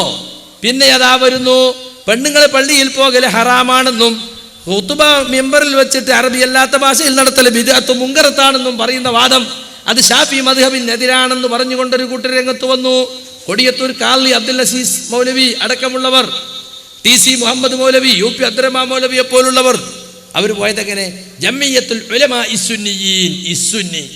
ഇപ്പം എത്രയായി? 5. AP 6, EK 7. പോയില്ലേ? അതുകൊണ്ട് തീർന്നോ? ഈ സർവ്വ തരീക്കത്തും സമസ്തയിൽ പോയതല്ലേ? ആലുവ തരീക്കത്ത്, ആലന്തര തരീക്കത്ത്, ഖാദിരിയ, ചിശ്തിയ, റിഫായിയ, നൂരിഷ എന്ന് തുടങ്ങിയപ്പോൾ എത്ര തരീക്കത്താ? മുക്കിന് തരീക്കത്താ അല്ലേ? പേരോട് ബസയിക്കണ് മുക്കിന് തരീക്കത്തന്നെ. ഒരു കൂട്ടര് തരീക്കത്ത് കൊടുക്കാനും വേറൊരു കൂട്ടര് ഭാഗാനും കൊടുക്കലും ഭാഗലും തന്നെ. കുറേ ദിവസം കഴിഞ്ഞ് നോക്കുമ്പോ മുരീദ് നിക്കരിക്കുന്നില്ല. ഷെയ്ഖ് പണ്ടേ നിക്കരിക്കലില്ല. കേട്ടിട്ടില്ല നിങ്ങൾ പേരോടിന്റെ പ്രസംഗം? എവിടുന്ന ഈ തരീക്കത്തൊക്കെ മുക്കിന് മുളച്ച്? അതൊക്കെ കൂട്ടിക്കോ, 900 കഷ്ണായിട്ട് നിങ്ങൾ അല്ലേ? എന്നിട്ട് നിങ്ങൾ ഭയങ്കര ആലുവാ തരീക്കത്ത് ഇസ്ലാമിന് പുറത്താണ്. അവർ പറയുന്ന നിങ്ങളും പുറത്താണ്.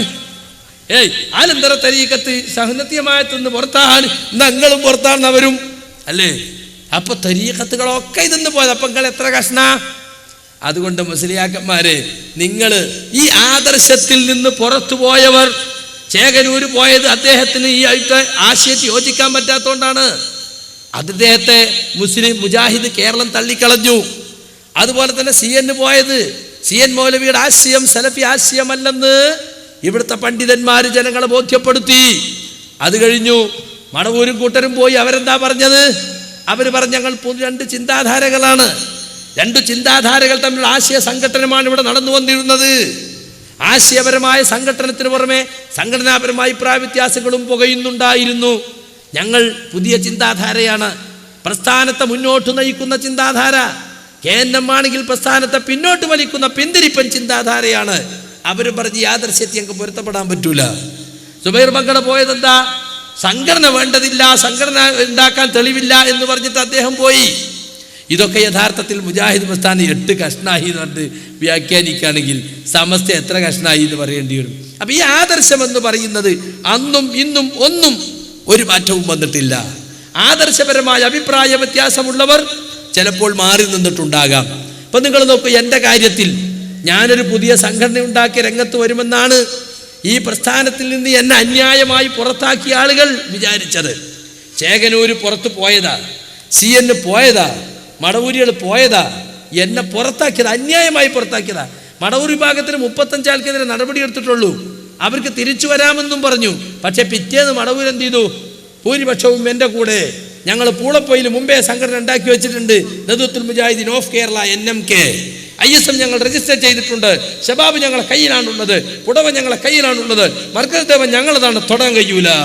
അപ്പൊ അവർ പിളരാൻ കാത്ത് നിൽക്കുകയായിരുന്നു, എല്ലാം റെഡിയാക്കി വെച്ചിട്ട്. അപ്പൊ 35 ആളെ പുറത്താക്കിയപ്പോൾ ആ പേരും പറഞ്ഞ് പുറത്തു പോയി, അവരും പോയതാ. എന്നാൽ എൻ്റെ കാര്യത്തിൽ സുഹൃത്തുക്കളെ, ഒരു ന്യായവുമില്ലാതെ നാട്ടുമര്യാദ പോലും പാലിക്കാതെ പുറത്താക്കിയതാ. എന്നെക്കുറിച്ച് ആക്ഷേപം ഉന്നയിച്ചത് അബ്ദുറഹ്മാൻ സലഫി. അവസാനം എനിക്കെതിരെ അന്വേഷണ സമിതി വെച്ചു, അതിൻ്റെ പ്രധാന ആളും അബ്ദുറഹ്മാൻ സലഫി. ആക്ഷേപം ഉന്നയിച്ചവൻ ആരെങ്കിലും ജഡ്ജിയാക്കുവോ? ഒരു നാട്ടുമര്യാദെങ്കിലും നോക്കണ്ട, നിഷ്പക്ഷനായുള്ള ജഡ്ജിയാക്കുക. വിധി പറയുന്നതും അയാള്, അന്വേഷണം നടത്തി തീർപ്പ് കൽപ്പിച്ച് വിധി പറയുന്നതും കുറ്റപത്രം തയ്യാറാക്കുന്നതും അയാള്, അത് വിശദീകരിച്ച് നടക്കുന്നതും അയാള്. ഇതുവരെ എന്തിനാ എന്നെ പുറത്താക്കിയെന്ന് ആണുങ്ങളെ പോലെ പറഞ്ഞു കൊടുക്കാൻ പറ്റിയൊരു കാരണമല്ല. എന്താ പറഞ്ഞറിയോ? പ്രബോധന മര്യാദകൾക്ക് വിരുദ്ധമായി, പ്രഖ്യാപിത ആദർശത്തിന് വിരുദ്ധമായി പ്രവർത്തിച്ചു. തൊള്ളച്ചേർക്കുള്ള ഭർത്താൻ എന്ന് പറയാ മലപ്പുറം ഭാഷയിൽ പറഞ്ഞ. എന്താണ് പറഞ്ഞത്? ഏത് പ്രഖ്യാപിത ആദർശത്തിനതിൽ എന്തു പറഞ്ഞു? ഏത് പ്രബോധന മര്യാദ എവിടെ ലംഘിച്ചു? നിങ്ങൾ തുറന്നു പറ. പ്രഖ്യാപിത ആദർശം, പ്രഖ്യാപിതമല്ലാത്ത ആദർശം ഉണ്ടോ? എന്നിട്ട് സുഹൃത്തുക്കളെ, എനിക്കെതിരെ ശിർക്ക് ആരോപിച്ചു, പത്രത്തിൽ കൊടുത്തു, സർക്കുലർ ഇറക്കി. എന്ന് മാത്രമല്ല, ആഗസ്റ്റ് 22 എന്നെ പുറത്താക്കിയിട്ട് എനിക്ക് വേറെ അറിയിച്ചില്ല. 10 ദിവസം കഴിഞ്ഞിട്ട് സംസ്ഥാന കൗൺസിൽ തീരുമാനിച്ചു, എന്നിട്ട് എന്നെ വേറെ അറിയിച്ചില്ല. കൗൺസിലും കഴിഞ്ഞില്ല, 3 ദിവസം കഴിഞ്ഞ കത്ത് എഴുതണ്, നിങ്ങളെ പുറത്താക്കി.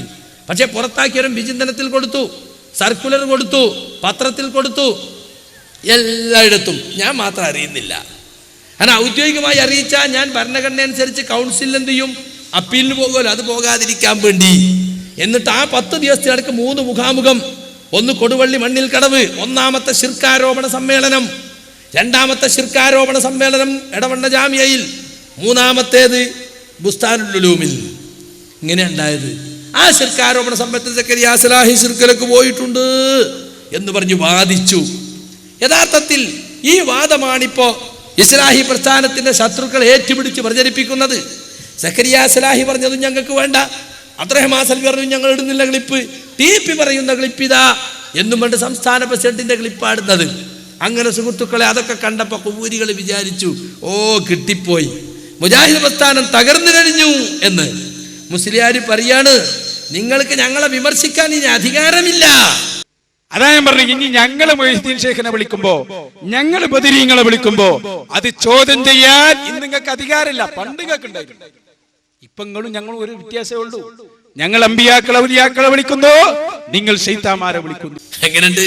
നമ്മൾ ശൈത്താന്മാരെ വിളിക്കുന്നു. ആരാ പറയുന്നത്? വേറൊരു ശൈത്താൻ. അള്ളാഹുവിന്റെ കിതാബും റസൂലുള്ളാഹിന്റെ സുന്നത്തും ദുർവ്യാഖ്യാനം ചെയ്ത് നുണ പറയുന്ന ആൾക്ക് എൻ്റെ പേരിൽ നുണ പറയാൻ വല്ല മടിയുണ്ടാവുമോ? മുജാഹിദുകളുടെ പേരിൽ കള്ളമാണ് പറഞ്ഞത്. മുജാഹിദുകളെ ശൈത്താന്മാരെ വിളിച്ച് പ്രാർത്ഥിക്കണമെന്ന് പറഞ്ഞൊരു ക്ലിപ്പ്, അല്ലെങ്കിൽ പ്രാർത്ഥിക്കുന്നൊരു ക്ലിപ്പ് ഞങ്ങൾ വിട്ടില്ല. തങ്ങളെ യാ റസൂലല്ലാഹ്, ഞങ്ങളൊന്ന് കൊണ്ടുവരും, ജിന്നെ സഹായിക്കണേ, ശൈത്താനെ രക്ഷപ്പെടുന്ന ഒരു ക്ലിപ്പുകൾ കൊണ്ടുവരും. ഒരു മുജാഹിദിനെ ഒരു ഫോൺ ക്ലിപ്പെങ്കിലും കൊണ്ടു പറ്റുമൊക്കെ ഒരൊറ്റ മുജാഹിദ് പ്രവർത്തകൻ. സുഹൃത്തുക്കളെ, ഈ ആരോപണം ഇന്നോ ഇന്നലെയോ തുടങ്ങിയതല്ല. 2002 35 പേരെ പുറത്താക്കിയപ്പോൾ മടവൂരും കൂട്ടരും പുറത്തു പോയപ്പോ അവരാണ് ആദ്യമായിട്ട് ഈ ശിർക്കാരോപണം ഇവിടെ ഉന്നയിക്കാൻ തുടങ്ങിയത്. 10 വർഷമായി മുജാഹിദുകൾ ഇത് കേട്ടുകൊണ്ടിരിക്കുകയാണ്.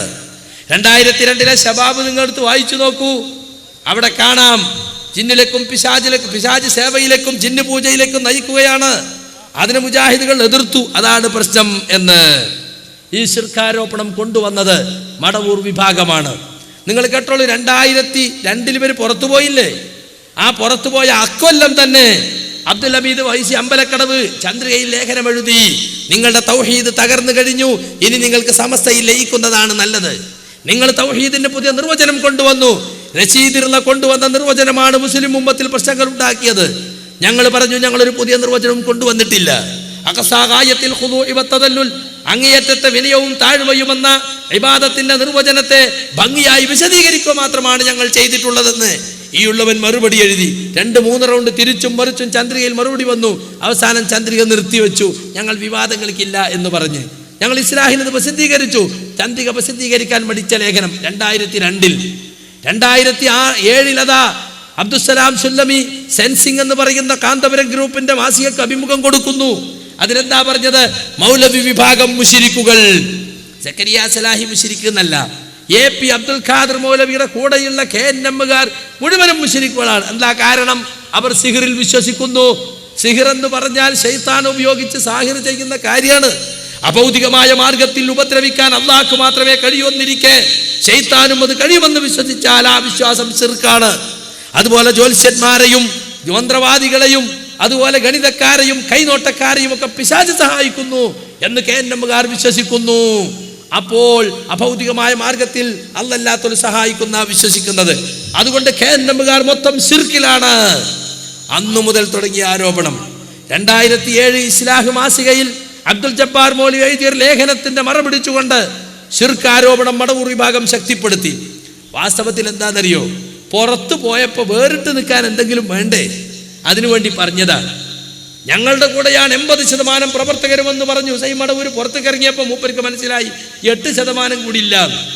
അപ്പൊ പിന്നെ മുജാഹിദുകൾക്കിടയിൽ പിടിച്ചു നിൽക്കാൻ കണ്ടെത്തിയ മുറിവൈദ്യമായിരുന്നു ജിന്നും സിഹറും. അതിനുവേണ്ടി അത് ഒന്നുകൂടി കൊഴുപ്പ് കൂട്ടാനാണ് ശിർക്ക് ആരോപണം കൊണ്ടുവന്നത്. മുജാഹിദുകൾ ശിർക്കിലേക്ക് പോയി എന്ന്. നോക്കോളൂ, അലിമദനി പറഞ്ഞത് കേട്ടോളൂ. അനസ് മുസ്ലിയാർ അലിമദനിയുടെ ക്ലിപ്പിട്ട് മറുപടി കൊടുക്കുന്നത് കേട്ടോളൂ. പറഞ്ഞൊരു ആരോപണം എന്താ? കാര്യമായി പറഞ്ഞ മറ്റൊരാരോപണം അത് മറ്റൊന്നല്ല. എന്താ? ജിന്നിനോട് പ്രാർത്ഥിക്കാം എന്നാണ് മുജാഹിദുകൾ പറയുന്നത്. തിരുവനന്തപുരത്തൊരു മുഖാമുഖം നടത്തി. അവിടെ ഈ വാദം ഇങ്ങനെ നാടുകളെ പറഞ്ഞു നടക്കുന്ന പലരും ആ സദസ്സിലുണ്ട്. ഞാൻ ചോദിച്ചു, ഒരു തെളിവ് ജിന്നിനോട് പ്രാർത്ഥിക്കാമെന്ന് മുജാഹിദുകൾ പറഞ്ഞതിന് ഒരു തെളിവിന്റെ അംശം കാണിച്ചു തരാൻ ധൈര്യമുണ്ടെങ്കിൽ എനിക്ക് പറഞ്ഞാന്ന് പറഞ്ഞു. ഒരുത്തരെയും കണ്ടില്ല, വായിച്ചില്ല. എന്തേ വായിക്കാത്തത്? വായിക്കട്ടെ. ഇങ്ങനെ നാട്ടുകാരോട് പറയാ, നിങ്ങൾ സക്കരിയയും ടീമും ഔലിയാക്കളെ വിളിക്കുന്നതിന് പകരം ജിന്നുകളെ വിളിക്കുന്നു. ഞങ്ങൾ കാന്തപുരവും ടീമും ഞങ്ങൾ ഔലിയാക്കളെ വിളിച്ചു. എവിടെ മൗലവി വ്യത്യാസം? വായിക്കട്ടെ. ഇങ്ങനെ നാട്ടുകാരോട് പറയാ. അല്ലാതെ മുജാഹിദ് പ്രസ്ഥാനത്തിന് ഉത്തരവാദിത്തപ്പെട്ടവരുടെ മുന്നിൽ തെളിയിക്കാൻ സാധ്യമല്ല. തെളിയിക്കാൻ സാധ്യമല്ല മനസ്സിലാക്കിക്കൊണ്ടാണ് ആ തെളിവ് പറയാതിരുന്നത്. പിന്നെന്താ?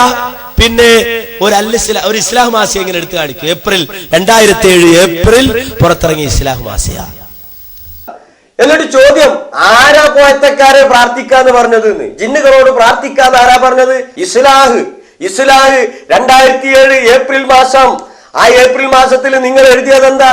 ഒരാൾ വിജനമായ സ്ഥലത്ത് വെച്ച് എത്തിപ്പെട്ടാൽ ജിന്നുകൾ കേൾക്കുമെന്ന് കരുതി, മലക്കുകൾ കേൾക്കുമെന്ന് കരുതി വിളിക്കാം. ഇസ്ലാഹ് 2007 ഏപ്രിൽ മാസം. ആ ഏപ്രിൽ മാസത്തിൽ നിങ്ങൾ എഴുതിയത് എന്താ? ഒരാൾ വിജനമായ സ്ഥലത്ത് വെച്ച് എത്തിപ്പെട്ടാൽ ജിന്നുകൾ കേൾക്കുമെന്ന് കരുതി, മലക്കുകൾ കേൾക്കുമെന്ന് കരുതി വിളിക്കാം. അപ്പൊ പ്രാർത്ഥിക്കാമെന്ന് നിങ്ങൾ പറഞ്ഞിട്ടുണ്ട്, നിങ്ങൾ എഴുതിയിട്ടുണ്ട്, നിങ്ങൾ ശിർക്കിലേക്ക് പോയിട്ടുണ്ട്. ഇത് വസ്തുതയാണ്, ഞങ്ങൾ അത് വിശദീകരിച്ചിട്ടുണ്ട്. പക്ഷേ എന്നിട്ട് ഇപ്പോൾ ചോദിക്കുക, ആരാ പ്രാർത്ഥിക്കുക എന്ന് പറഞ്ഞത്? അവ 2007 മടവൂർ വിഭാഗം ശക്തിപ്പെടുത്തിയ ശിർക്കാരോപണം ഇസ്ലാഹ് മാസികയിൽ വന്നിട്ടുണ്ട് എന്ന് പറഞ്ഞിട്ട് അതിലങ്ങനെയുണ്ടോ? പ്രാർത്ഥിക്കാം എന്നാരാ പറഞ്ഞത്? പ്രാർത്ഥിക്കാമെന്ന് ആരെങ്കിലും പറഞ്ഞിട്ടുണ്ടോ? ആ ഇസ്ലാഹ് മാസികയുള്ള ഏതെങ്കിലും മടവൂർ വിഭാഗത്തിൽപ്പെട്ട പ്രവർത്തകൻ ഇവിടെ ഉണ്ടെങ്കിൽ ഈ പരിപാടി കഴിയുന്നതിന് മുമ്പ് നിങ്ങളൊന്ന് കൊണ്ടുവരി. അതിൽ പ്രാർത്ഥിക്കാം, വിളിക്കാം എന്ന് പറഞ്ഞിട്ടുണ്ടോ? പച്ചക്കള്ളം ജനങ്ങൾക്കിടയിൽ സുഹൃത്തുക്കളെ പറയാണ്.